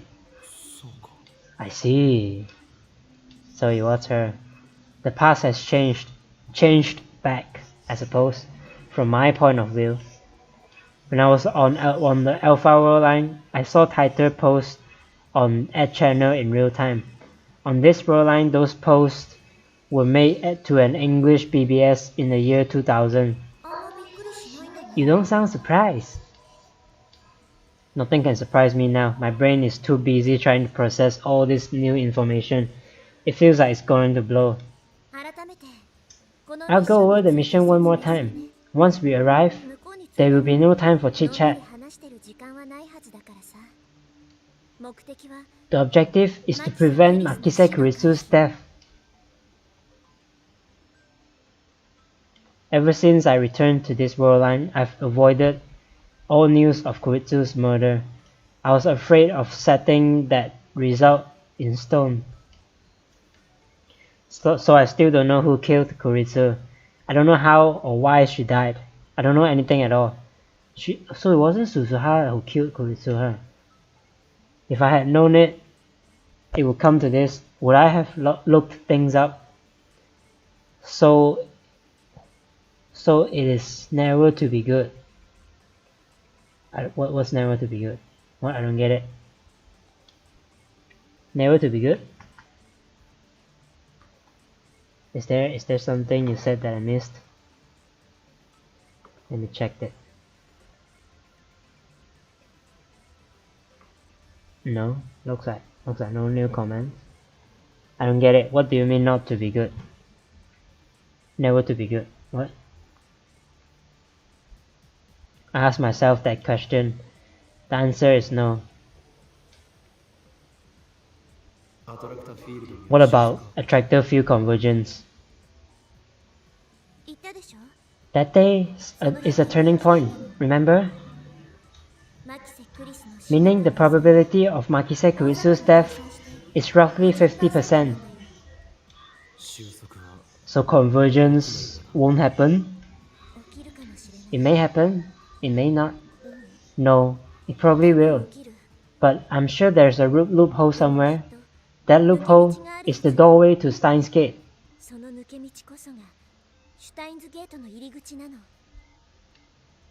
So in the end, it's a gamble.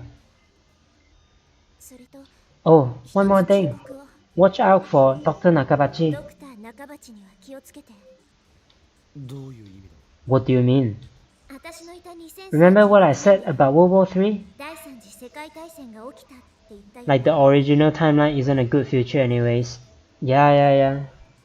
Because whenever time travel exists, then bad things will happen in the future. That's like for sure already. Because if you remember, when I was in this world line, this original world line, I already saw the time travel coming to in front of my eyes. So that means time travel already happened or will be happened in my world line. So that means whenever there's a time travel, then bad things will happen in the future. That's just how it is. If you imagine it in real life, right? I would imagine it's the same thing too, to be honest. Like, to be able to control time, right? It's a big deal. Remember what I said about World War III? It all started because of something called the Nakabachi paper. A paper Dr. Nakabachi wrote detailing his theory of time travel. But that fraud's theory was just a rip-off of John Titor's. Wait a minute, John Titor is sitting right in front of me. Oh, so what Titor posted on the internet was true? I mixed in some lies, so not many people listened to me at the time. I never thought that someone would reevaluate 10 years later. Looks like he built his theory off what I wrote. Apparently, it is almost perfect. Maybe if you didn't write it, then it won't happen then. But I guess it's a loop. Anyway, Dr. Nakabachi was there when Makise Kuritsu was killed, right? So watch out for him. I'm sure he's important to the divergence of this world line. There's no way to end everything, right? I don't know too, that's why I'm really interested to see like how are they going to do this? Like, if a world without time travel, right? How can I reach the world without time travel? Because I am time traveling, right? So how can you deny that truth, you know? Yeah. Dr. Nakabachi, important? I thought he was just some con artist. Ready to go? Fasten your seatbelt. I look underneath my butt to find what looks like a car seatbelt. I wrap it around my waist. It fixes my body to the seat. Does it shake a lot? Shake? No, it doesn't shake. You mean it does something else? Wait, is this safe? Suzuha leans forward and pushes a bright yellow button on the bottom of the panel. There's no windows, so I can't tell if the time machine is moving. It's only 3 weeks, so it shouldn't take more than 2 or 3 minutes. Suzuha fastens her own seatbelt and sights. When I first leaped to 1975, it was 6 long hours with nothing to do. I guess time travelers have their own problems. Since it's only a few minutes, we won't bother with the oxygen mask. Just be aware we will have no oxygen for the duration. What, 2-3 minutes without oxygen? Are you serious? Wait, you mean I have to hold my breath? Right here. Suzuha points to the center of the cylinder, the space between me and her. There will be an air pocket. Stick your head inside, and you'll have enough oxygen for about 10 minutes. Hey, for argument's sake, what happens if we fail to save Koitsu?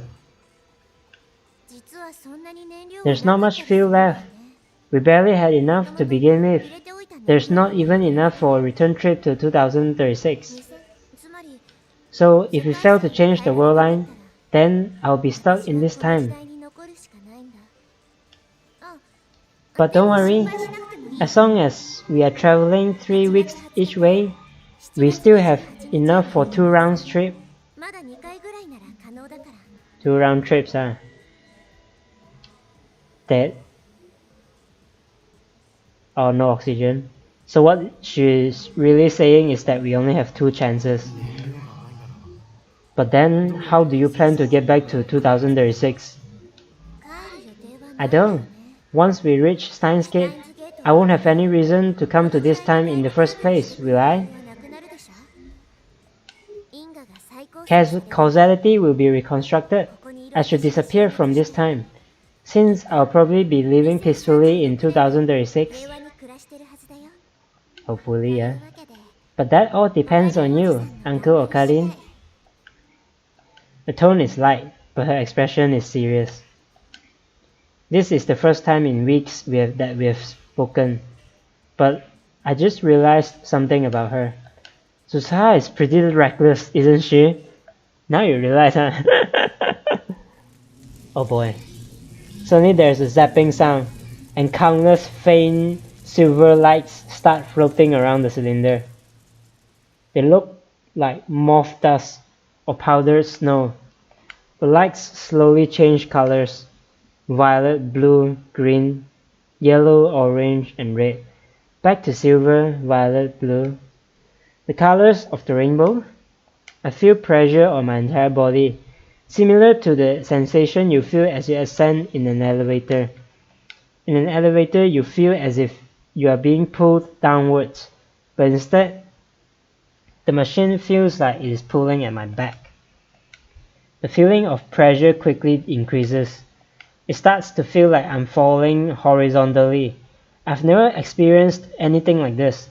It's so uncomfortable. I want to scream. The strangest thing is that the time machine itself isn't shaking. In fact, it doesn't seem to be moving at all. Wow. I imagine that's quite interesting feeling. There's no sound, no noise, no vibration. It's eerie. It's eerie. The pulling sensation grows even stronger. I hear my bones creaking. I imagine my body flattened like a pancake. It's not a pleasant thought.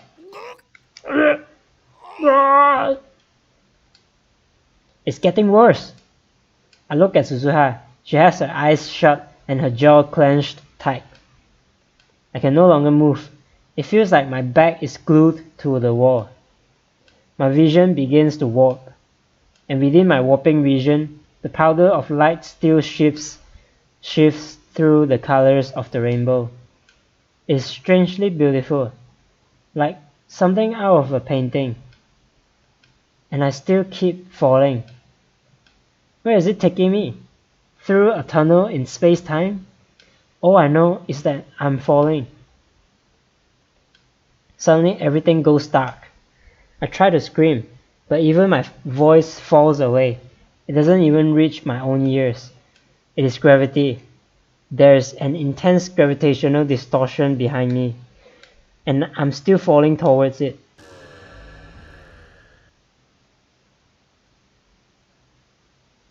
My vision slowly recovers. The smell of ozone fills my nostrils. Suzuha takes a deep breath and unfastens her seatbelt. We are here. I gulp for air. Did I really just travel through time? If so, then this is July 28th, the day Koitsu and I first met, the day I sent the first email, the day it all began. Suzuha takes out a digital watch. It's a fairly old-fashioned design. I bought it in 1975, but it's not even 3 years old yet. This is where an uninformed person would say, in Japanese, please. Suzuha sets the watch to the correct time, then hands it to me. Second time machine be uses. Oh, you mean they will use the machine for the second time? I think so, because it's oddly specific. Yeah, I think this attempt will fail, and then we have to do it again. But let's see what happens. The display reads 11:51. Nakabachi's presentation starts at 12. Let's do this. You keep an eye on Makise Kuritsu and stop whoever tries to kill her. And you? I'll back you up. Also, remember how I took away your phone? The you in July 28th is here too, meaning there are currently 2 Okabe Rintaros in this world. And I assume I can't touch him or something, right? Whatever you do, don't let your past self seize you. It could cause a major time paradox. Like Tenet. But Taito said that couldn't happen. That's a lie. That was a lie. Misinformation. Come to think of it, Alpha Suzuha said the stuff she posted about the many worlds interpretation was fake too. Got it. Then, let's go. We'll rendezvous at the time machine when it's over. Suzuha finishes her rushed explanation and motions me toward the hatch. I open the hatch and grab the rim. I squeeze my way out. Suzuha crawls out after me and closes the hatch. You hide. I'll provide a distraction. Suzuha runs up to the emergency door, and then to my astonishment, she draws her gun and fires at the doorknob. Bruh. Oh, this is time machine, not timely machine. Yeah, so I travel to the past, like my body too. Yeah, so this is a bit different. The door opens easily. That must have broken the lock. Any minute now, a crowd of people will run up these stairs to see what happened. My past self will be among them. Timely machine, yeah. Yeah, I don't know what implication will this be, so let's see what happens. I need to hide before they get here. That was a close one. I nearly bumped into myself on 8th floor landing. Right after I ran downstairs to the 7th floor, I heard footsteps running the other way behind me. Those steps were mine, no doubt. It was a near miss. To be safe, I descend to the 4th floor before stopping to take a breath. I take a look around, but there's nobody paying attention to me. I don't know what Suzuha is doing. I'm worried, but I need to focus on my own mission. I must prevent Kuritsu's death. In about 30 minutes from now, just after Nakabachi's presentation ends, someone will murder her. I know where it happens, in 8th floor hallway, towards the back of the building, where people rarely go. What I don't know is who stabbed her. Instead of running around and drawing attention to myself, I should just wait at the scene. Let's cool off here about 5 minutes, then head over there. If I remember correctly, Kuritsu tried to talk to me in the assembly hall, but I blew her off and came down here. After that, I tried calling Mayuri, but her phone was off, so I couldn't get through. So I went back up to the assembly hall to find her. What time was that? I searched my memories, trying to plot the actions I took on July 28th. It sounded simple when Suzuha said it, but staying away from my past self is going to take more work than I thought. Frustration mounts. I shoved Suzuha's watch into my pocket to quash it. Just then, excuse me. No. That voice. I turn around. Kurisu. Imagine Okabe is the one that killed her. I don't know. I imagine a bit like that, but you know, let's see what happens. I'm really like at loss here. I can't imagine anything yet. There's like endless possibility runs through my brain, but none of them can lead to the future I want, you know. Do I know you? No. You came down from the roof just now, didn't you? She looks at me with those beautiful eyes. Eyes shining with intelligence and strength of will. I thought I'll never see her again. But now before my very eyes, is the girl I love. Tears well up in my eyes. I want to embrace her right this instant. It takes everything I have to resist the urge. Don't forget, this is our first meeting. This Kuretsu doesn't know me.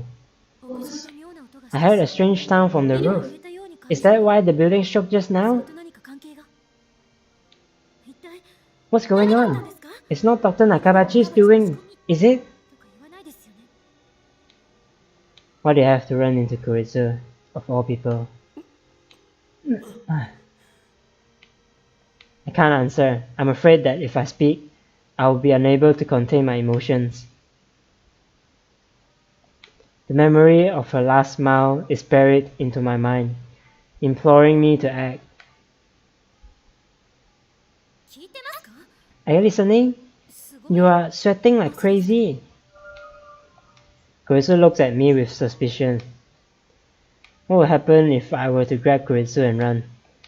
Would divergence change? Would her murder be averted? I recall all the times Mayuri died. I recall all the times I time-leaped to save her. Everything I tried ended in vain. I was unable to save her even once. No matter what I did, the world itself killed her. How about you bring her to the time machine, man? Wouldn't that work? Wouldn't it be the same with Kuretsu? Should I even try? I reached towards Kuretsu, my hand shaking. Hey! She steps back in surprise and fear, clutching a manila envelope to her chest. This is our first meeting, I know that, but to me, she's still the girl I love. If I'd been thinking straight a second ago, I would have realized that my plan to grab her and flee wasn't going to work. Kuretsu would never follow some strange man she only just met. Running isn't an option. All I can do is wait at the scene of the crime. Fighting against the urge to stay, I forced myself to turn and leave. Please answer my question! But Kuretsu pursues me. Why is she so desperate to know who I am? I do look suspicious, I'll admit that. But if she thinks I'm dangerous, why would she come alone? I turn around reluctantly and meet Kuretsu's stare. Answer me. Can I really save you? The words catch in my throat. Can I save her? I don't know. All I know is that the convergence is merciless and cruel, and that I am powerless to stop it. Can you? What?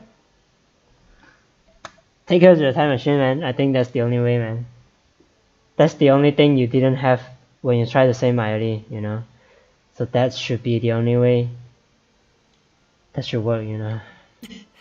Yeah. I shake my head, then bolt to the stairs before Kuretsu can react. Wait, stop! When I make it back to the 8th floor, the presentation has already begun. It has already started. I peek in through the door of the assembly hall. Who the hell am I? Someone who knows you for a fraud, that's who?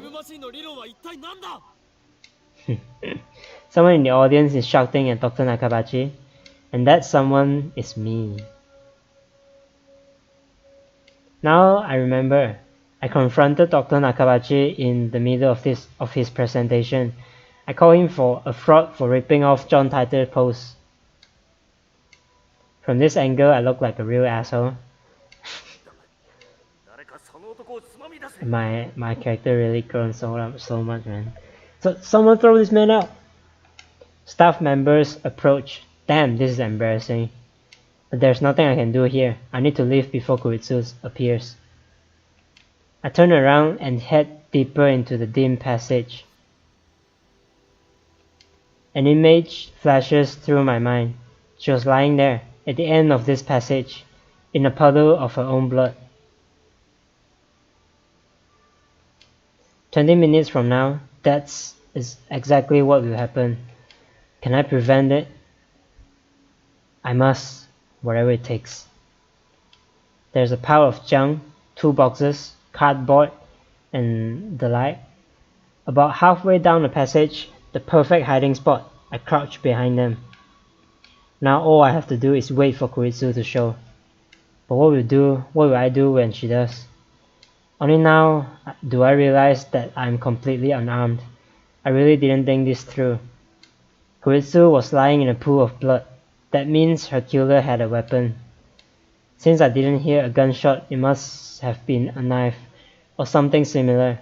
How am I going to defend her and myself? Is there anything around here that might work as a weapon? I still have about 20 minutes, but one wrong move and someone might catch me. I shouldn't leave this spot. Maybe I'm being overly cautious, but this is my only chance to prevent Kuritsu's death. I don't want to jeopardize that. I don't know what I'd do if I ran into Kuritsu again. It's a miracle that I managed to tear myself away last time. The longer I wait in the darkness, the harder it becomes. The anticipation is killing me. So far, not a single soul has passed down this hallway. I can faintly hear Nakabachi's voice through the mic from far away, but that's it. The silence does nothing but increase my tension. To make matters worse, it is hot and humid. I guess the air conditioner's is not on back here. My entire body is drenched in sweat, and I haven't even been hiding for a minute. Sweat drips from my brow to the floor. I rub it out with my shoe. I have to keep waiting. There's no other choice. I stay there, crouched in the darkness, for what seems an eternity. In the distance, I hear the sound of sparse applause. I glance at Suzuha's watch. It's 12:26. I guess the presentation's over. I peek out from behind the boxes, and just then,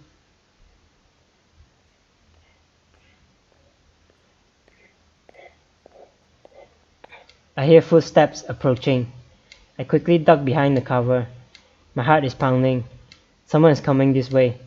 Who? Is it Kuritsu's murderer? I clench my teeth and try to dive away with the tension. The step sound is the same as Moeka walking upstairs last time when she killed Mayuri. I hope it's not this way again. I can only pray that I won't be found. Finally, the footsteps pass right by my hiding spot. Moving only my eyes, I sneak a glance at the person. Oh, okay, it's Kuritsu. Kuritsu? There's no one with her. I didn't expect Kuritsu to be the first one to appear. What is she doing back here? This area is for employees only. Now that I think about it, Kuritsu's murder makes no sense. Why was she killed in a place she would normally never come?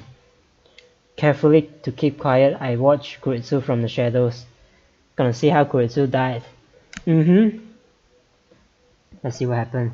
About 5 meters down the hall, she stops walking and leans against the wall. She's holding that manila envelope I saw her with earlier. She peeks inside and smiles softly. Why is she smiling? Kuritsu rarely smiles like that. I mean, it's more like her to glare at people. I guess she's meeting her father or something, maybe. I don't know.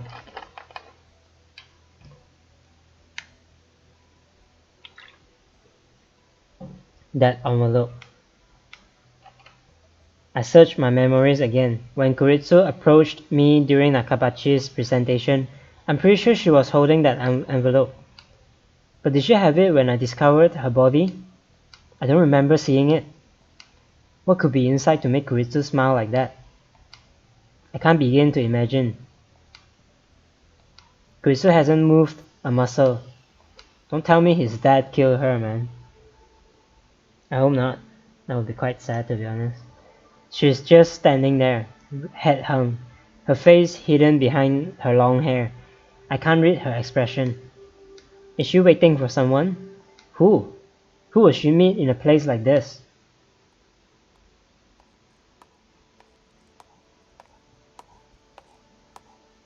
Okay, it's a woman's footstep. That's when I hear another set of footsteps approaching. I can't see who it is from where I'm hiding, but given the timing, it has to be the person who killed Kuritsu.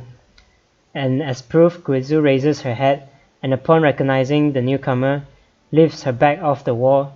Her expression softens slightly. The footsteps come even closer.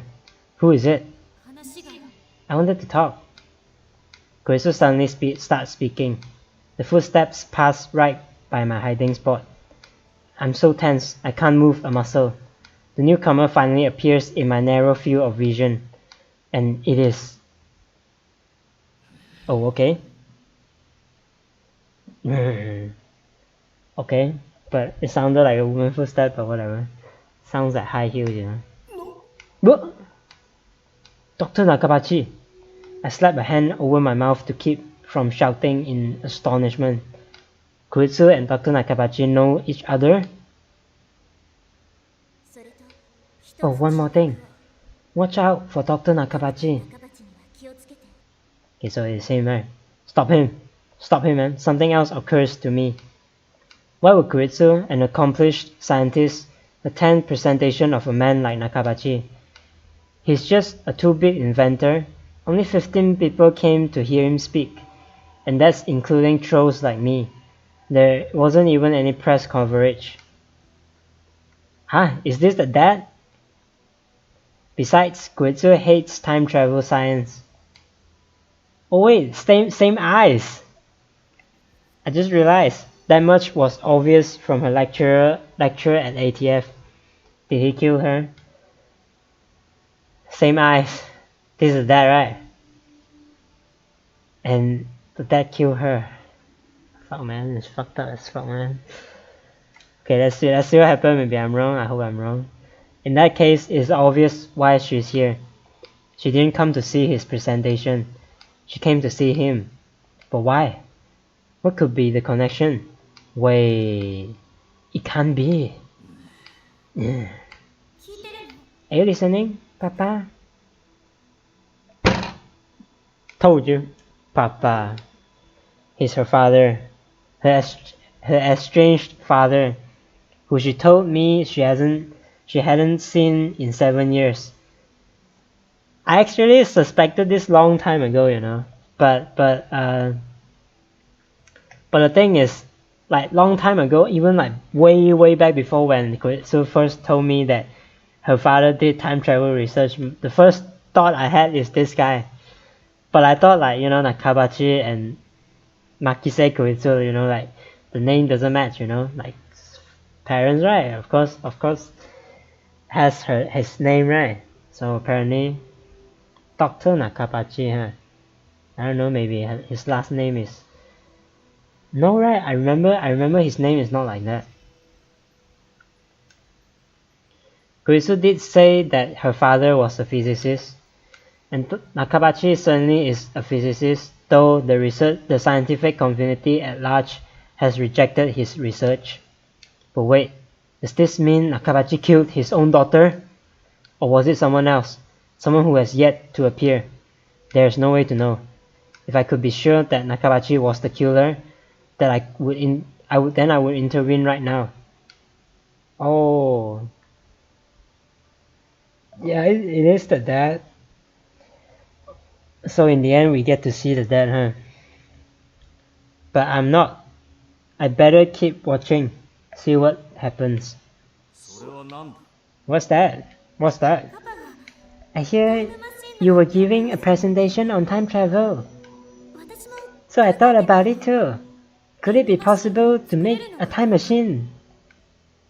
Carissa wrote a paper on time travel, but when she spoke at ATF, she rejected the very idea of time travel.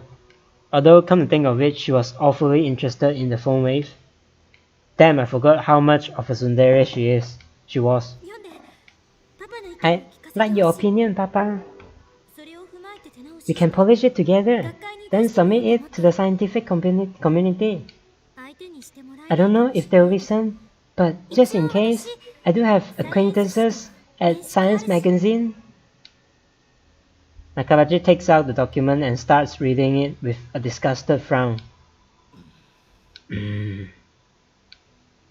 So that's what it was. She didn't have anything dangerous in that envelope, like drugs or a gun. It was just some document. But that raises a new question. Could that be the Nakabachi paper? According to Suzuha, that document sparked a time travel arms race that ultimately led to World War III and the deaths of 5.7 billion people. It started with a race between the EU and Russia. Then America got involved. Then things really went to hell. Is that why Kuritsu's safety is so important to changing Divergence? I get it now.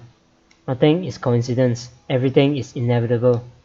Nakabachi flips restlessly through the document. He's not even trying to hide his irritation. Did I ask you to write this? Well, no, but you invited me to come, remember? It was the first time we've talked in 7 years. That's what got me thinking. And as I worked on the thesis, I started to realize it might be actually possible to build a time machine. If the thesis is published, you could have your revenge on the scientific community for shunning you. I wasn't shunned! Nakabachi suddenly shrieks at Kuritsu, causing her to shrink back in fear. Those incompetent bastards were just jealous of my superiority. I was the one who gave up on them. Please don't yell. Nakabachi gives his daughter a disdainful snort, then goes back to flipping through the paper. You read really fast, Papa, just like I remembered. Nakabachi even ignores Kuritsu's word of endearment. Not bad. Fuck this guy, man. Oh my god.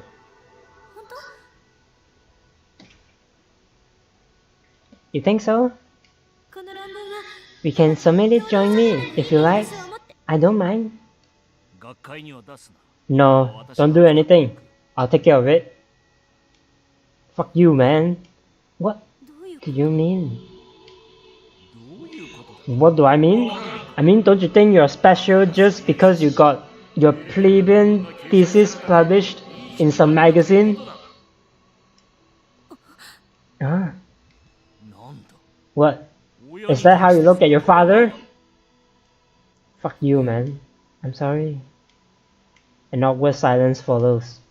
I feel no warmth between these two. The only thing I feel is distance. Kuritsu, in particular, seems desperate to avoid upsetting her father. We haven't seen each other in a while. There's a lot I want to talk about. You are living in Awamori now, right? Kuritsu is trying to maintain a cheerful tone, but I can see that her expression is stiff. I remember how she said she had trouble dealing with her father. I think my father hates me. She looked so lonely when she spoke those words. Leave. Huh? Go back to America. Never show your face to me again. But You want my opinion? We'll submit it jointly? You don't mean any of that. I know how you think. He sounds like a child with an inferiority complex. Is this pity? How dare you? You're supposed to be my daughter. I don't understand. Please calm. I'm calm. Don't tell me what to do. This is bad. It's almost time for Kuritsu's murder. Was it really Nakabachi, her own father, who killed her? I'll tell you why I called you here today. I wanted to show you my research. Research beyond even what you can imagine. I wanted to prove once and for all that you are nothing compared to me. But that brat in the lab coat ruined everything. I know you're laughing at me too. Don't you deny it? How dare you treat your own father this way? So it is my character doing the stuff again. It is caused, indirectly, but I wasn't. You want my opinion on this thesis? Fine, I'll give it to you. Okay, Dad, jeez, I know, right? Nakabachi rolls over Kuritsu's objections. It's like he doesn't even hear her voice. I'm going to publish it myself. End of discussion. Huh? You are stealing it, Papa? What did you say? You're stealing my work? I didn't think even you would do something like...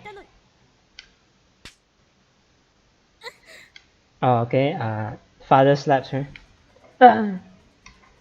Nakabachi suddenly whirls and strikes Kuritsu across the face.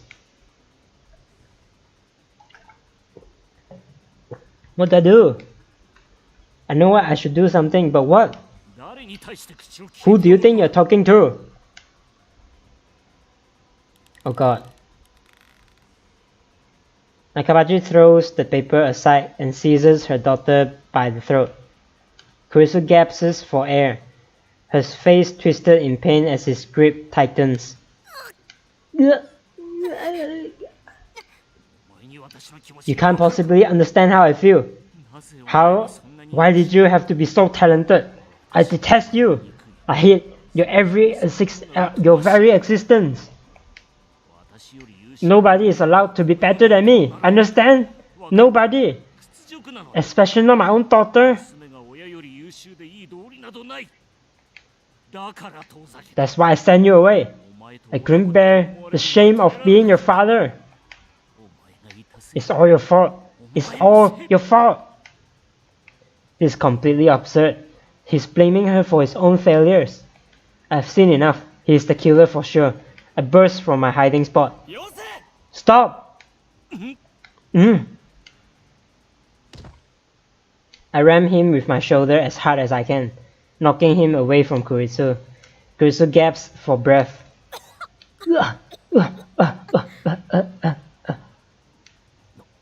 Who the hell are you? I won't let you kill Kuritsu.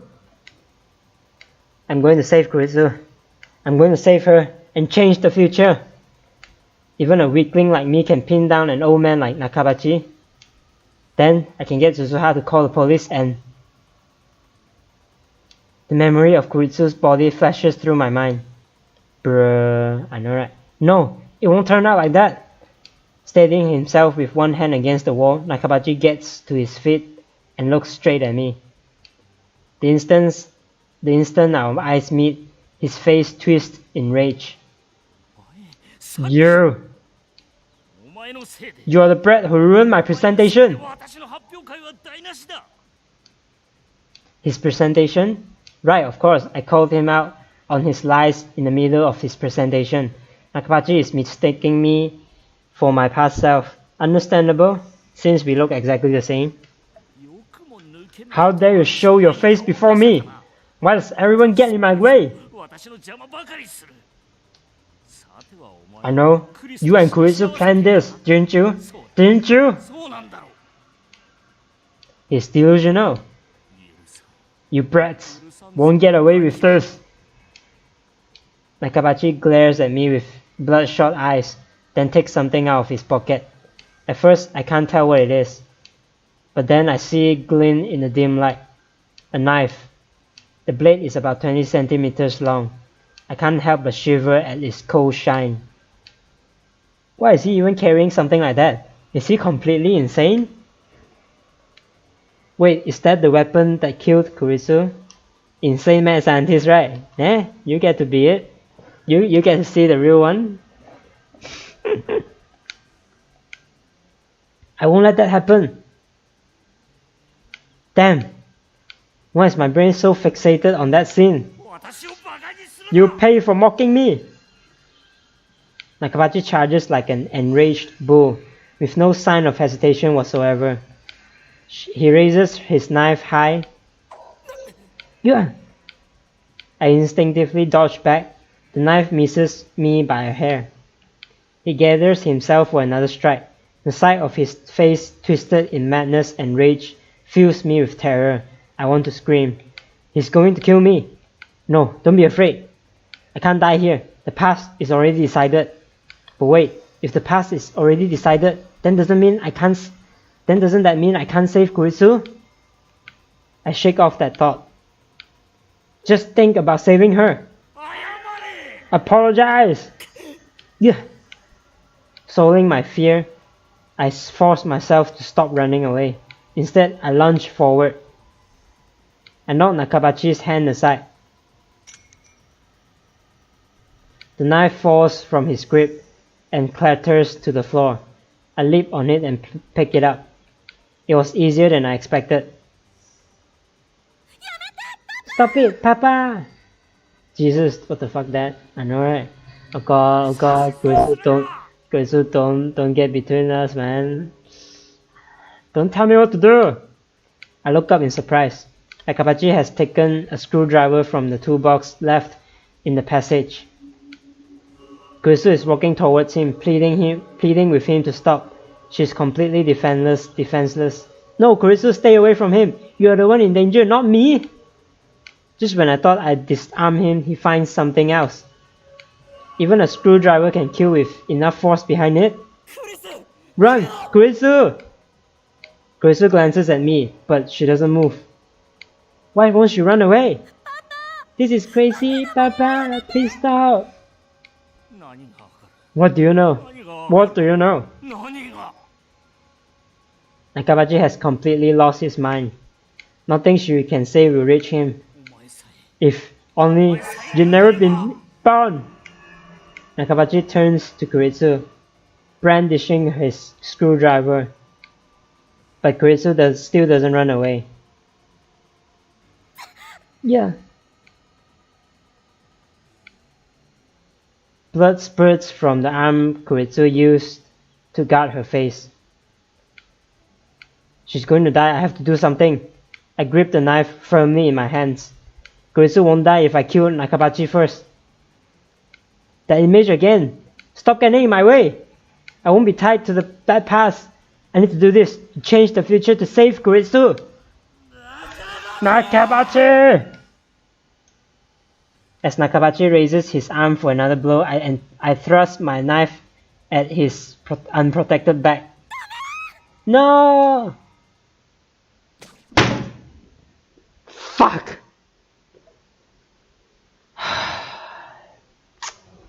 It is what you said, huh?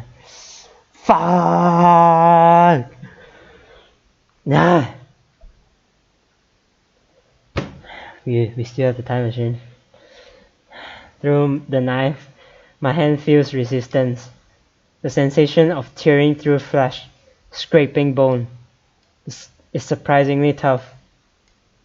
But at the same time, I feel the flesh pulsating. It shifts in time with my victim's breath. I stabbed.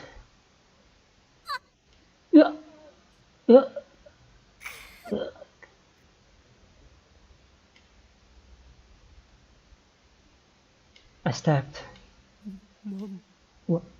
Why? I can't believe my eyes. What happened? I tried to stab Nakabachi.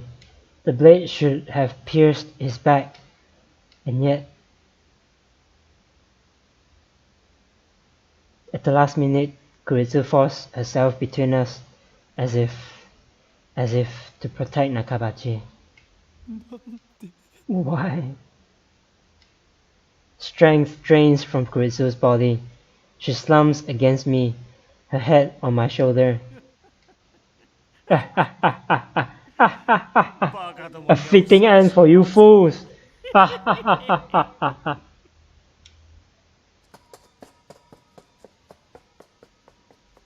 Okay, and then he ran away. Laughing maniacally, Nakabachi picks up the dropped thesis and runs to the elevator at the far end of the hall. Fuck, man. That means the future will happen. I can't chase him. I know what's going to happen if I don't stop him, but I can't take a single step. Is this the joke? Is this the punchline? I wanted to know who killed Kuritsu, and now I'm sorry. Kuritsu speaks. Her voice is barely a whisper. I feel something wet on my hands. Wet and warm. Blood. Kuritsu's blood. Gushing from her wound. It's warm, but not hot. And yet, it feels like it's burning my hands. I try to pull the knife out. If I can stop the bleeding, maybe she'll be okay. But my hands won't move. It's like they've turned to stone. My arms, my fingers. No matter how hard I try, they won't move an inch. Bruh, she died anyways. By me too. Fuck, man.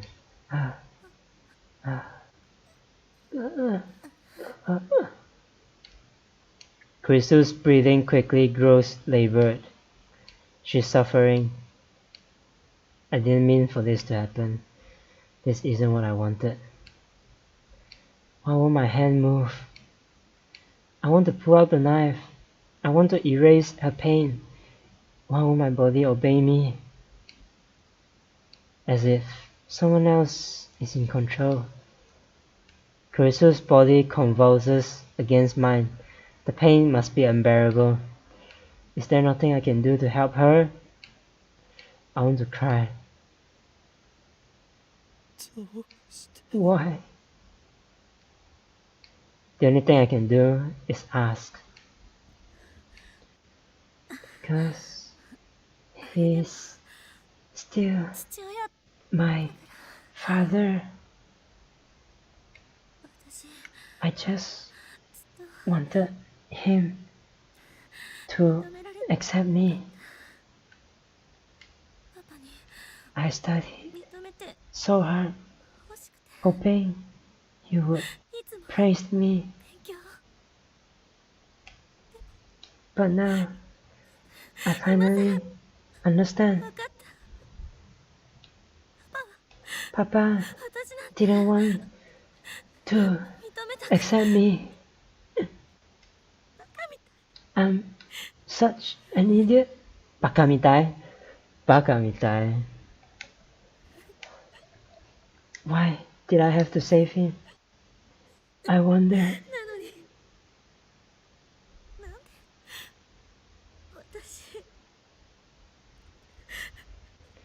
The fuck is wrong with the dead girl? I know, right? Oh man. I'm sorry for getting you involved.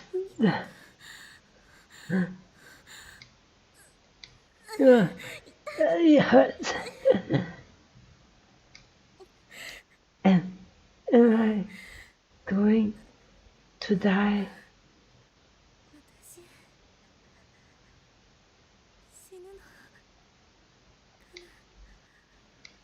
I don't want to die.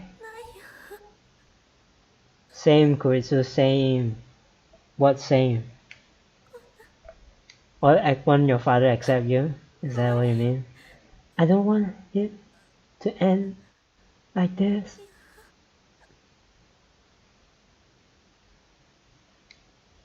Her voice is fading fast.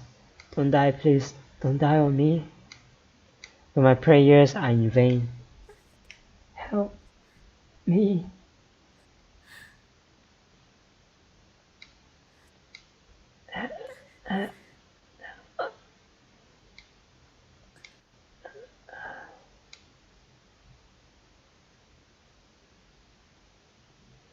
Her body suddenly grows heavy. I can no longer hear the sound of her breathing. And yet the blood from her wound is still warm. I killed her. I killed her. The one who killed Kuritsu was me.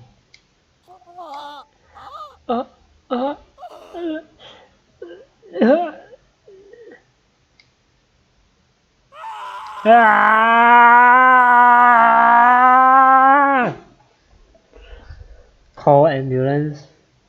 Too late, man. He's dead. She's dead. Yeah, parents' acceptance. Yeah, I learned that is not needed, you know. As I scream, an enemy looks down from above. As he hears the sound of my despair, the last piece of the puzzle clicks into place. The scream I heard that day was my own.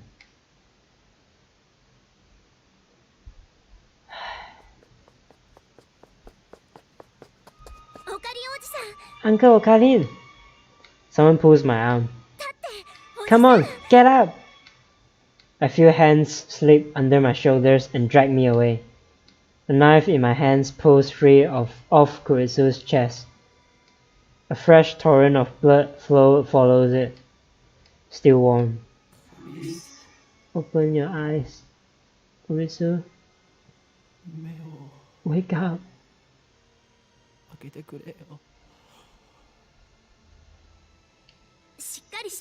Pull yourself together. We need to get out of here before they find us. I'm sorry. I didn't mean to kill you. I tried to save you. I did.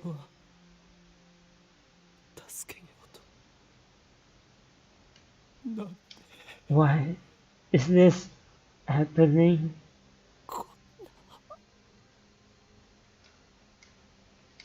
Someone puts my arm over their shoulder and hauls me to my feet, then drags me away step by step.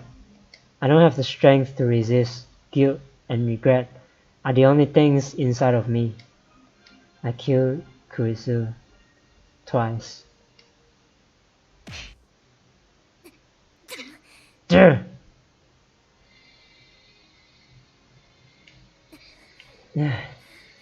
let's get out of here. Let's get out of here. Don't give up yet, Uncle. Everything is going to be fine. I promise. Now hold on tight. I feel someone push me hard from behind. Next, they take the knife away. My fingers are like solid rock. They have to be pried open one by one. I failed to save Kuritsu. Worse, convergence made me kill her. The past has already been decided. It was impossible to change it from the start.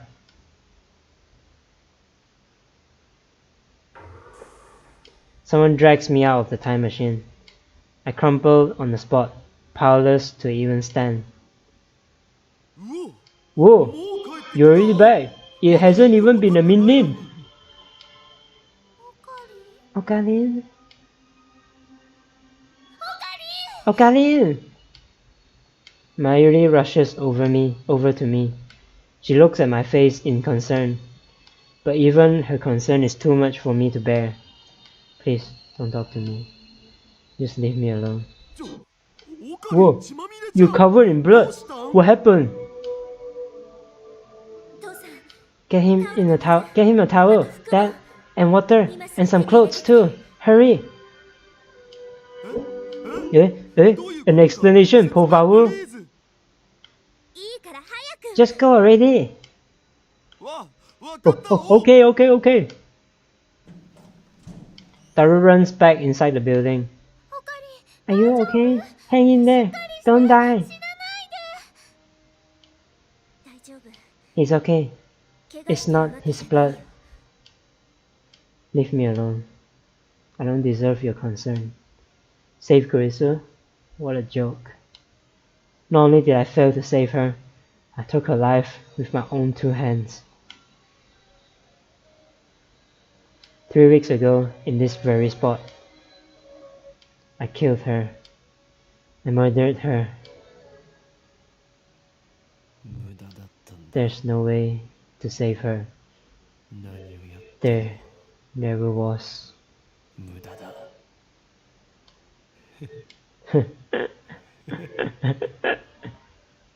Everything has already been decided.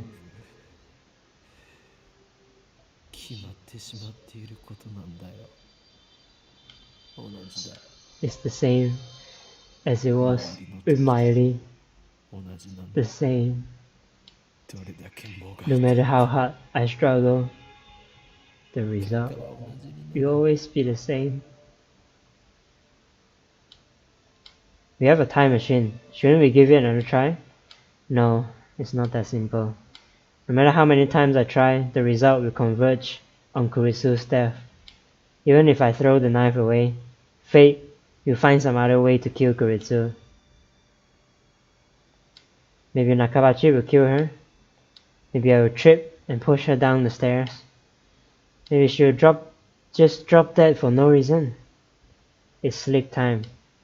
Oh, okay, good luck. I'm going to finish this, man. Man, let's see how it goes. The cost doesn't matter. The effect will always be the same. It doesn't matter if I time leap or if I time travel. Going to the past can't change the result. Maybe a D-mail could shift divergence enough to take us to another attractive field, but there's no way to control what might happen. D-mail is a shot in the dark. It's useless. Useless. Everything is useless. There's nothing I can do. Nothing.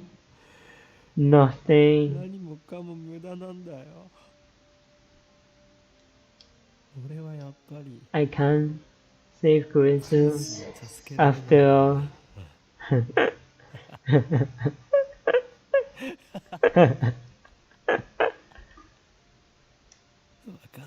I knew this would happen. I knew it would turn out like this.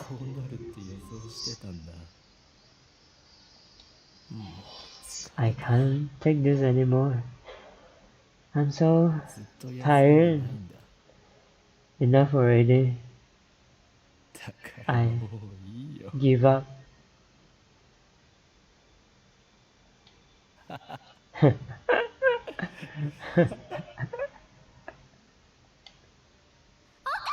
Okalin! A burning numbness spreads through my cheek. Mari hit me. What? She's never done anything like this before. The shock is enough to bring me back to my senses. Mari looks at me with tears streaming down her cheeks. Her small body gently embraces mine, even though I'm still covered in Kurisu's blood. Okalin, you are not a quitter. Mayashi knows you never, ever give up. Not until the very end.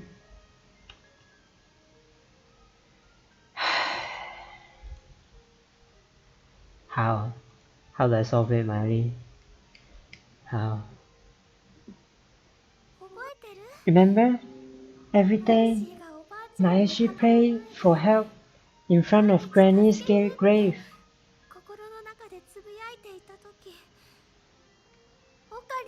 And every day, you came to see me. Even on rainy days, and snowy days, you always stood next to Mayuri and called my name.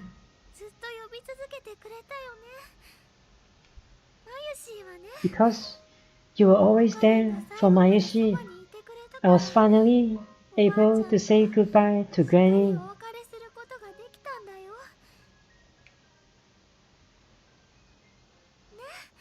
Mayushi doesn't really understand what's going on, but don't give up now, okay?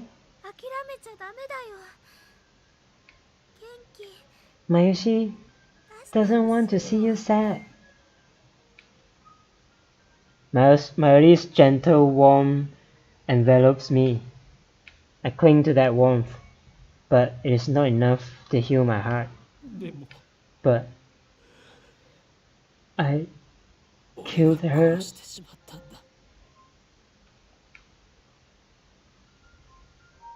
The person most precious to me, who I wanted so desperately to save. I killed her. Okari. I can still feel the knife in my hand. I can still feel her fading heartbeat. I look at my hands over Mayuri's shoulder. They're red with blood, Kurisu's blood. The shaking won't stop. Tears fall, washing away the blood. Guilt and despair are tearing my soul. If Suzuha hadn't taken the knife, I might have slit my own throat in that very spot. This reality is too much to bear. But I realize that this is retribution, my just punishment for taking the godlike power of time travel and use it to distort the past. Kurisu can't be saved. That has been proven beyond a doubt. At the very least, I can't save her. Not even with Mayuri's encouragement. There's nothing I can do. You're wrong. Suzuha speaks. Her voice is full of conviction, and immediately afterwards, I hear a familiar melody, my male tone. Mayuri takes my phone out of her pocket. She's been looking after it. You've got a mail, Okarin. Mayuri gently puts my phone into my hand. I don't have the energy to check my mail, but for some reason, Suzuha gestures for me to look at it. I reluctantly open my mailbox. Turn on the TV. What? Turn on the TV? That's all it says. The sender is unfamiliar. Is this a prank? Spam? I'm bewildered. I don't know who sent this. But then I happen to glance at the same time, and the shock is like lightning bolt to the brain. The date it was sent. What? August 31st, 2025. What? What? This is from the future. 2025? No. Is this? It doesn't even occur to me to wonder if my phone has malfunctioned. After all, I know this phenomenon. A D-mail? I look up at Suzuha. She sees my confusion and looks at my phone. It actually came through, just like he said it would. Judging by her surprise, I guess she doesn't know much. Suzuha leapt from 2036. That's 11 years after this email was sent. Does that mean it's not related to her? What does it mean? There must be something on. Something you need to see. Hey guys, I brought the stuff. Daru comes back with a convenience store bag right on time. Fortunately, my phone has TV reception. As soon as I switch it on, I see a news reporter standing in some foreign airport. There's a jumbo jet in the background. Looking closer, I see burns near the plane's tail. The caption says, "Fire on Russian airlines." Russian authorities announced today that a fire broke out on Russian Airlines flight X01 en route from Narita to Moscow. The flight departed Narita Airport at 11:05 Japan time, but a fire broke out in the cargo hold shortly before arrival. The flight made an emergency landing at Domodedovo International Airport, where the passengers were evacuated. No one was injured. One of the passengers on the flight X01 was a Japanese physicist who had declared his intention to seek asylum in Russia. The screen changes, then the camera cuts to what appears to be the airport lobby. A man standing there, surrounded by reporters. When I see his face, my breath catches in my throat. Dr. Nakabachi. Dr. Nakabachi, real name Makise Shoichi, made these comments to the press earlier today. Makise, huh? So that's his real name. Oh. I still haven't recovered from the shock of murdering Kuritsu.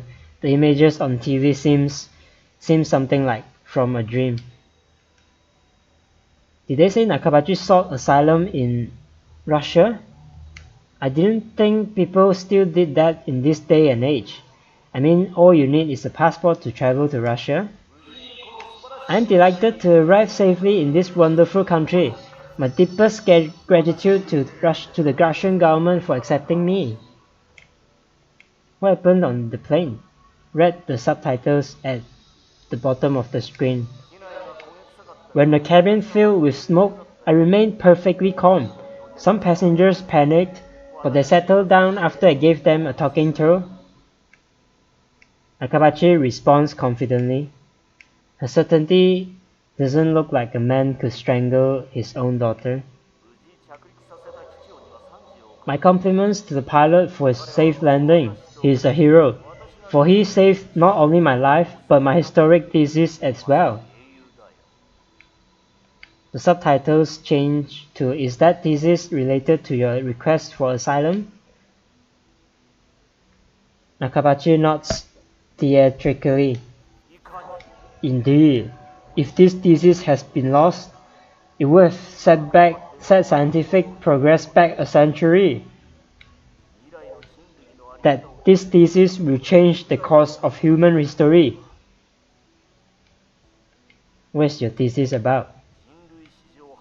This thesis describes the first practical theory of time travel. Do you understand? Time travel! I, Dr. Nakabachi, have succeeded where countless others have failed. Nakabachi's tone quickly grows feverish. Now he's talking directly to the camera. Moreover, he's not talking about the accident at all. He's just promoting his research. He presents something to the camera. It's the envelope, the one Kuritsu gave him. This envelope contains the future of mankind. Soon, all of our dreams shall be realized. When I present this thesis to the scientific community, the world will change forever, and I will be known as the father of time machine. Somehow the Makise name always links to time travel. No, I have no right to condemn Nakabachi for his actions, not when it was my own hand that took Kuritsu's life. But at the same time, I can't stop myself from recalling the words Kuritsu spoke. That hurt, betrayed tone that triggered Nakabachi's violence. You are stealing my work? I didn't even think you would do something like...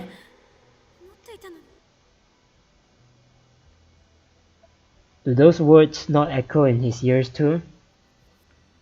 How can he stand there and present his murdered daughter's work as if it were her own? It were his own. and looks so proud of himself while doing it. I hear my teeth grinding in my head. Originally, this envelope was in my checked baggage. If it had stayed there, then it would have burned up in the cargo hold, and humanity's dreams along with it. However, fate intervened on my behalf, as if God himself had decreed that my greatness should be known across the world. Nakabachi thrusts his open hand at the camera. Behold the vessel of God's grace, because this was inside the envelope. It set off the metal detector. As a result, I had to take the envelope with me on the plane. The pilot is a hero, yes, but the true hero, the savior of humanity's future, is this tiny figurine. Sitting in the palm of his hand is a lump of silvery metal, barely 5 centimeters tall. Ah! What? What? I don't get it. Maori points at the screen. I look closer. That lump of metal in Nakabachi's hand is not just any lump of metal. That's my metal Upa! Look, you see? See there? It has Mayoshi's name on it! Upa is a mascot character from the popular card game Linenet Access Battlers. You can see Upa merchandise everywhere in Akihabara, from capsule toys to phone straps and other accessories. But of all Upa merchandise, the most rare is the metal Upa. The very same Upa that Nakabachi is presenting to the camera. Near the bottom of the metal Upa, I can see cute letters written in bright red magic marker. The letters read, Mayoshi's. Whoa, you're right. What is he doing with it? I dropped it during the presentation. I looked everywhere, but couldn't find it. So that's where it went. I can't get it back if it is all the way in Russia.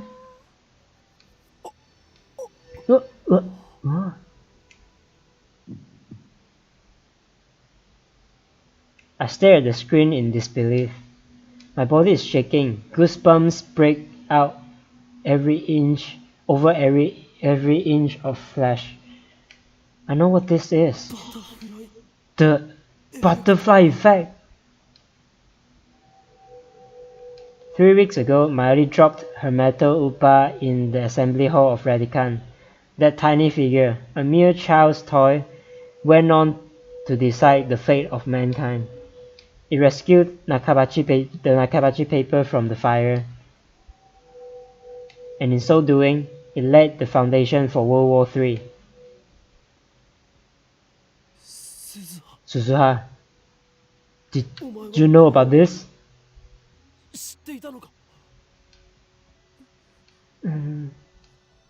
Suzuha answers with a look of apology. Who sent the email from 2025? Whoever it was clearly meant for us to see the news about Dr. Nakabachi. Sorry. Sorry? About what? What is she apologizing for? Sorry for not telling you everything. But we needed you to fail once. You had to experience Makise Kuritsu's death firsthand. What? Okay. That's interesting. What? You tricked me? Not exactly. It was part of the plan. At least, that's what I was told. Told? By whom? I'm sorry for making you go through that, Uncle. Tell me what's going on. See for yourself. Suzuha points to the phone in my hand. Then you understand. What are you talking about? The message should already be in your phone. The message you sent from 2025. What? A video mail. You received one, didn't you? Oh, she's right. When was that again? July 28th, right after I met Kuritsu for the first time. Just as I was about to contact Mayuri, I received a mysterious video mail from an address I had never seen before. Is that what she was talking about? But there was nothing on it, just noise. Try again. Suzuha grins.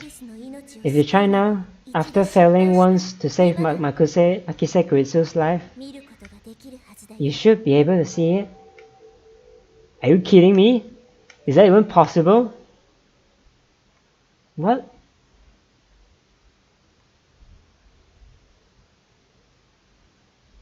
I'm not convinced, but I checked my phone anyway, just to be sure. And there I find a saved video mail. When I checked the sender's address, I realized that it is from the same address as the D-mail just now. They are from the same person, and this person is me in 15 years? 15 years, 2025, the year I die, according to Suzuha. I sent this message on the eve of my death, a message to myself in 2010. Suzuha said that there was a plan to reach the Steins gate. Could that plan be in this video? Mayuri and Daru peek over my shoulder. I take a deep breath and press play with a trembling finger. Nothing appears on the screen but noise. Nothing has changed after all.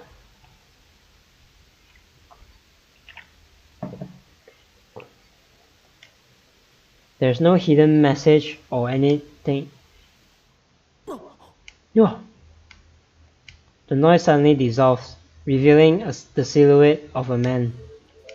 It looks like the video was shot somewhere dark. I can't see the man's face. Unkempt hair, a lab coat, that's all I can make out. Is that you in 15 years?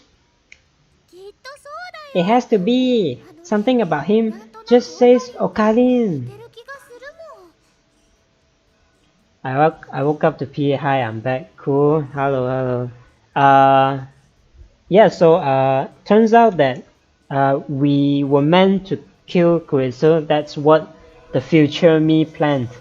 That's what he needed me to do. And now after I kill Kuritsu, I received message from him in the future. So now I'm reading it. Really? Is this guy really me? My phone's tiny screen has become a window onto the future. Can't believe I'm about to hear a message from myself. Did you get my mail? Get my email? Then go watch the news. If you already have, then keep listening. Wow, okay, future Okabe. Wow, he sounds quite charming. So that last mail was from him. From me. It doesn't feel real. Greetings. It has been 15 years. I suppose you could say. Wow! Your voice is so deep and cool! The year is 2025. I'm sending this video by a process similar to the D-mail. You dismantled the phone wave, so did I. But not 1 year later, I, which is to say you, turned back to time travel as my last hope.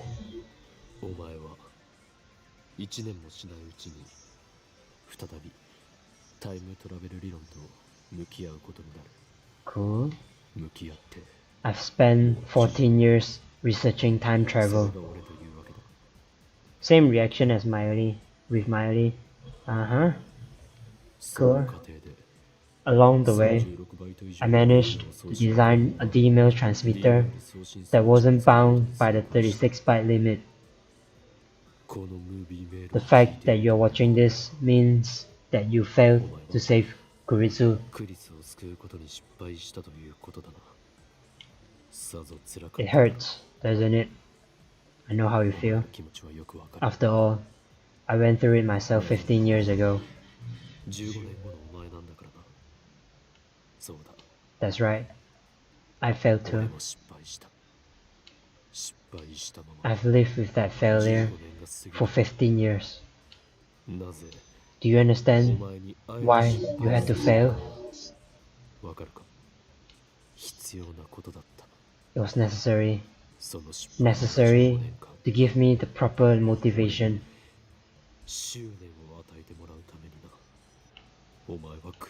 You failed to save Kuritsu. You killed her with your own two hands.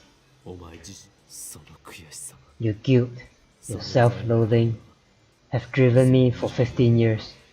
They gave me the focus I needed to complete my plan.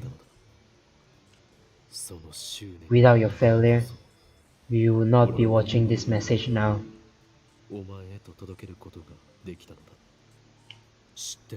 As you know, this world line is a subject to attractive field convergence. Time travel alone cannot save Kuritsu. That is why you had to fail, to create a chain of causality that linked you to me. Because you failed, I spent the last 15 years researching time travel.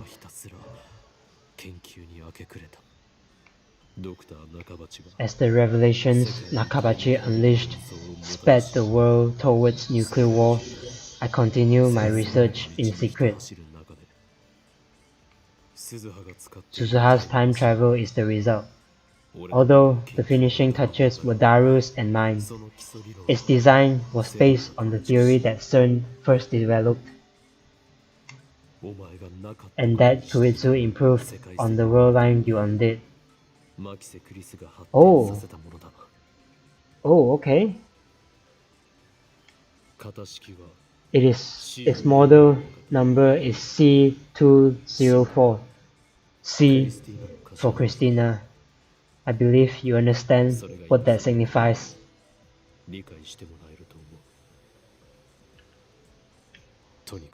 Now, the causal link has been established. Allow me to explain the final stage of the plan.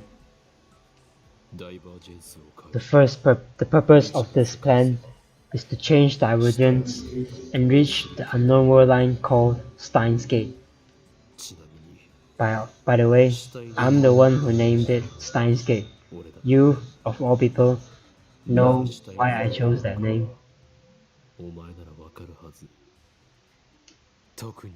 Because it sounds cool. Is that right? I guess something stays the same, you know. There are two conditions you must meet to reach Steins Gate. First, you must save Nakise Kuritsu. Second, you must destroy the Nakabachi paper. I know what you're thinking. Convergence won't let you change the past. No matter what you do, Kuritsu will die. But rest assured, there is a way. You can save Kuritsu. Listen carefully. On July 28th, the first you went to Dr. Nakabachi's presentation, blissfully unaware of what was about to happen. You must not change what the first you saw. Those events have been established.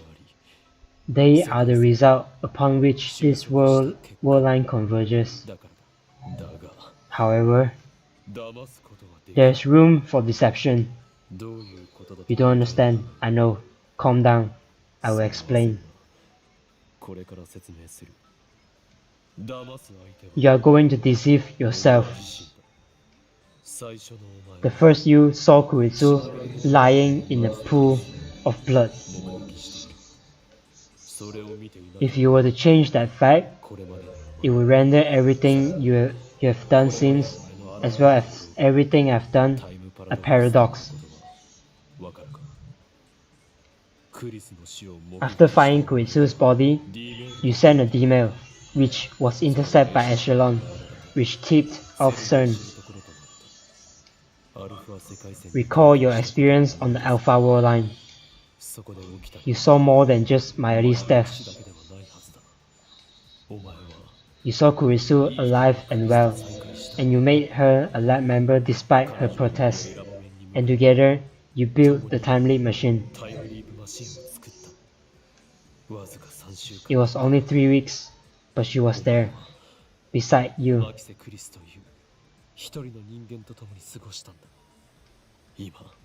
Those memories are yours. Those memories are mine. They are the proof that we did not live only on this world line, where Kuritsu died on July 28th. You traveled to the Alpha World line. You met Kuritsu and fell in love. You sacrificed the dream of those closest to you. But still, you fought to give Mayuri a future. For 3 weeks you fought, and now those memories are part of you. If you had not seen Kuritsu's body in the hallway of Redikan, you would have not sent the first email. CERN would not have found you. When you encountered Kuritsu later, you would not have been shocked to see her alive. You would not have spoken the words that led her to your doorstep. Without those memories, you would not now be willing to travel through time to save her.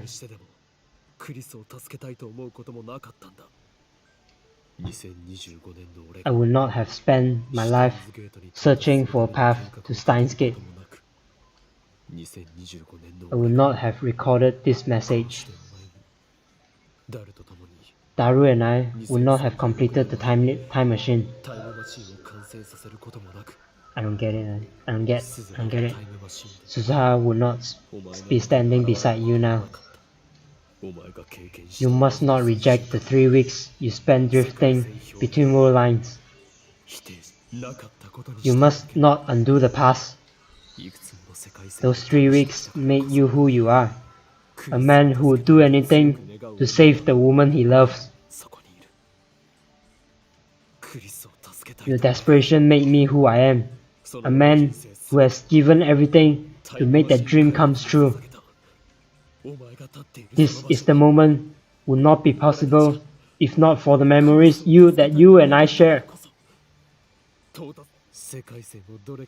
The man you were trying to create, a man with none of those memories that drive him, could never stand where you stand now. It all meant something. Okay, you mean all the suffering is needed for me to fix the world line, right? I get it. My preparations are complete. The rest is up to you. The final phase of Operation Scout will now commence. Your mission: change the outcome without changing the established events. You saw Makise Kuritsu lying in a pool of blood. That has been established. Oh, that's a smart way, man. Interesting. This is how you... Because I'm the observer of all this timeline, right? So I'm the only one who can change things if only my memory is there. So if I change my memory, then it won't happen. Very interesting. But at the same time, only that has been established. Deceive yourself. Deceive the world. That is the choice which will lead you to Steins Gate. Good luck, mad scientist. L. Psi. Congru. Wow. Wow. Quite satisfying, to be honest, to see all this bullshit comes to a full circle. Man, Okabe, you really are a character, huh? My respect. And with that, the video ends. Melody and Daru looked dumbfounded. They obviously didn't understand a single word. I, however...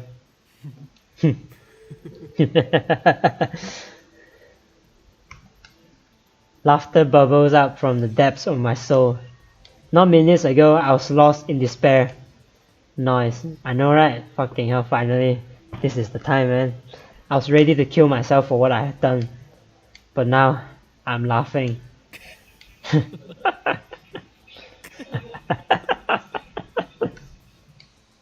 Operation Scout? El Sai Congru? I'm 33 years old and I still have no shame. Nice. Deceive myself? Deceive the world? It's such childish bullshit, man. It's pathetic, laughable, a juvenile fantasy. But at the same time, it feels right. Very well. If this is the choice of Steins Gate, then so be it. I am the insane mad scientist, Holding Kyoma. Deceiving the world is child's play. It looks like I have to change the world after all.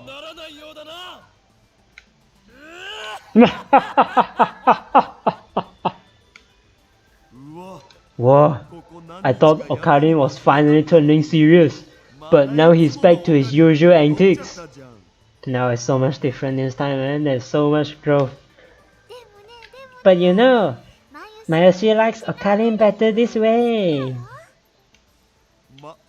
Yeah, I know what you mean. Okarin just isn't Okarin unless he's laughing like an idiot. Holding Kyoma saved Mayoshi, you know? So this time, he'll definitely save Makise Kurisu. Wow. It all adds up, man. It's quite satisfying. But deceive the world? What's that supposed to mean? Mayoshi doesn't have a clue.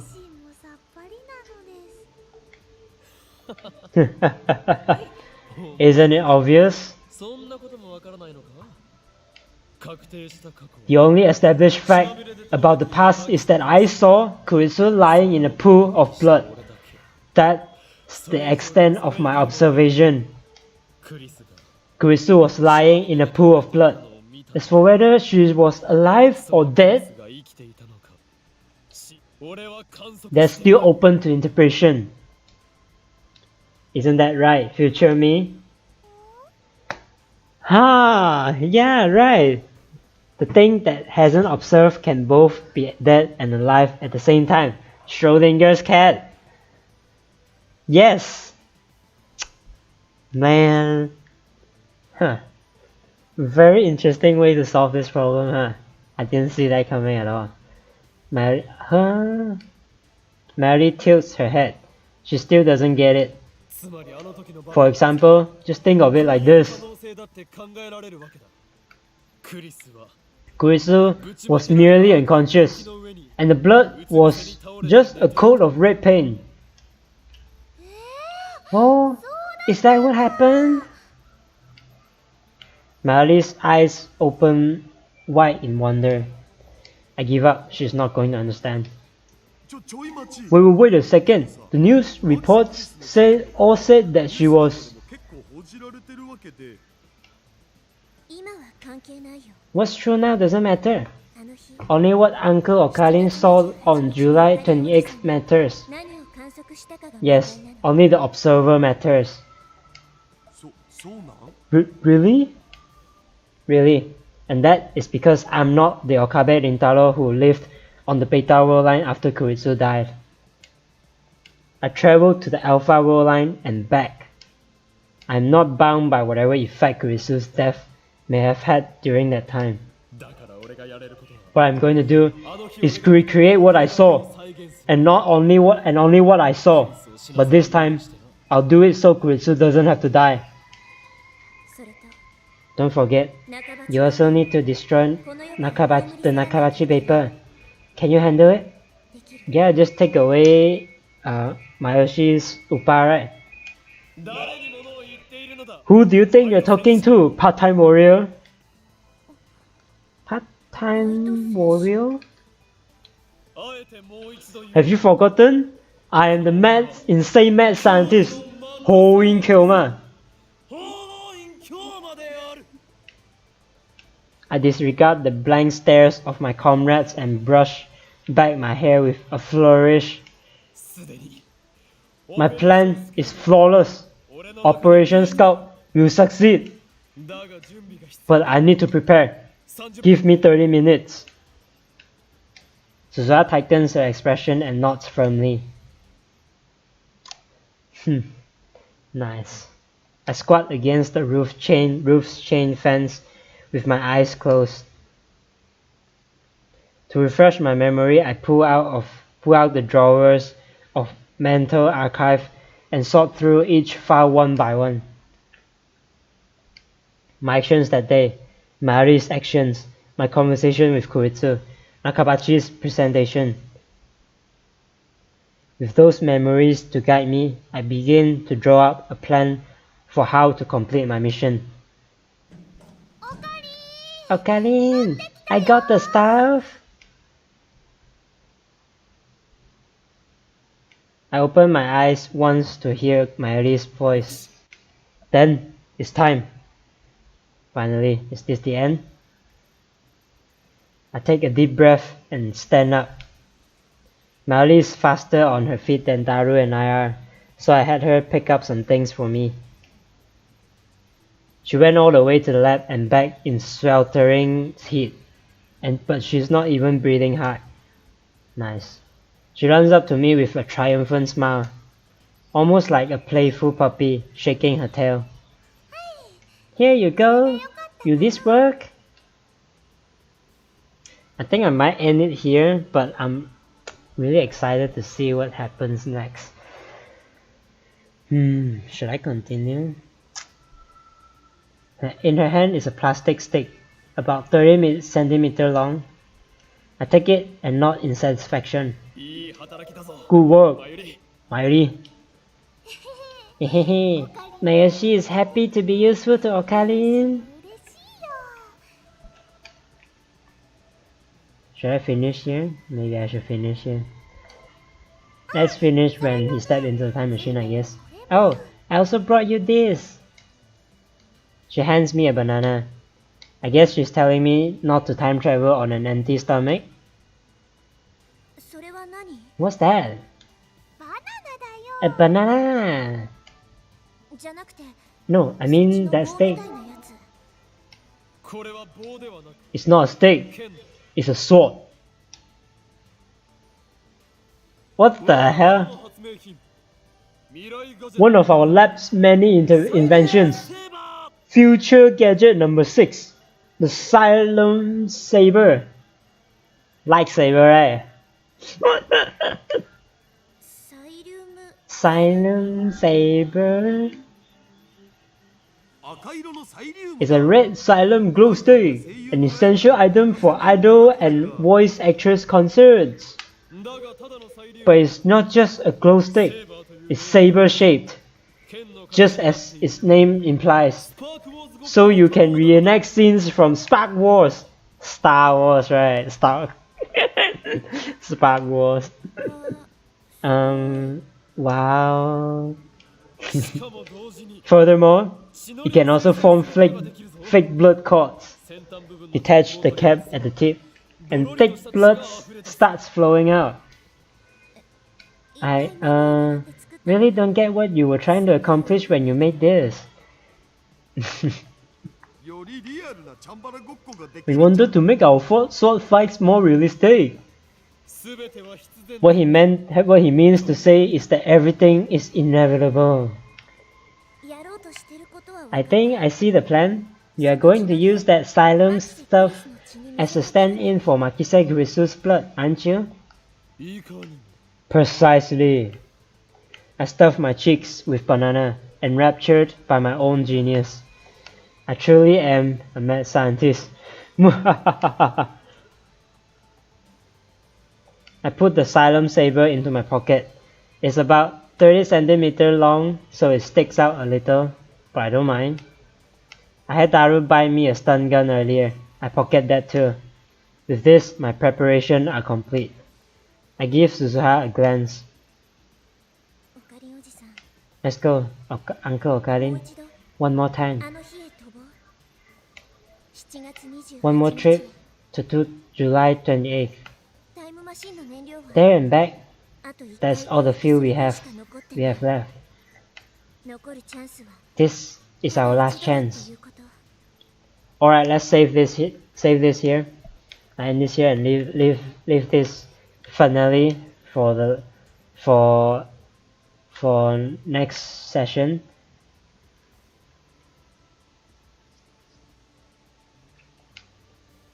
Yeah, so really, wow, a lot of stuff that I didn't see like coming, you know, like damn, like yeah, it's quite interesting. Like a lot of the stuff, like how they solve the problems and all that, you know. And of course there are some sad scenes where we saw, especially considering Makise, you know, like Kurisu, she died at the hands of her own father. I mean, it's of me, but you know, her father is the one that causes it, you know. Like it's very apparent that the father would kill her daughter, you know. Like it's quite sad, to be honest. But yeah, so like, and then there's this how to solve it. Future me came up with a plan. That's really interesting, and can't wait to see how it will go, you know. Yeah, so I'll leave the final session for the final finale, for the final session. Yeah, so yeah, for now, good night. Yeah, so I'll see you. Thanks for joining today. I'll see you on the next one. Thank you. Have a great night.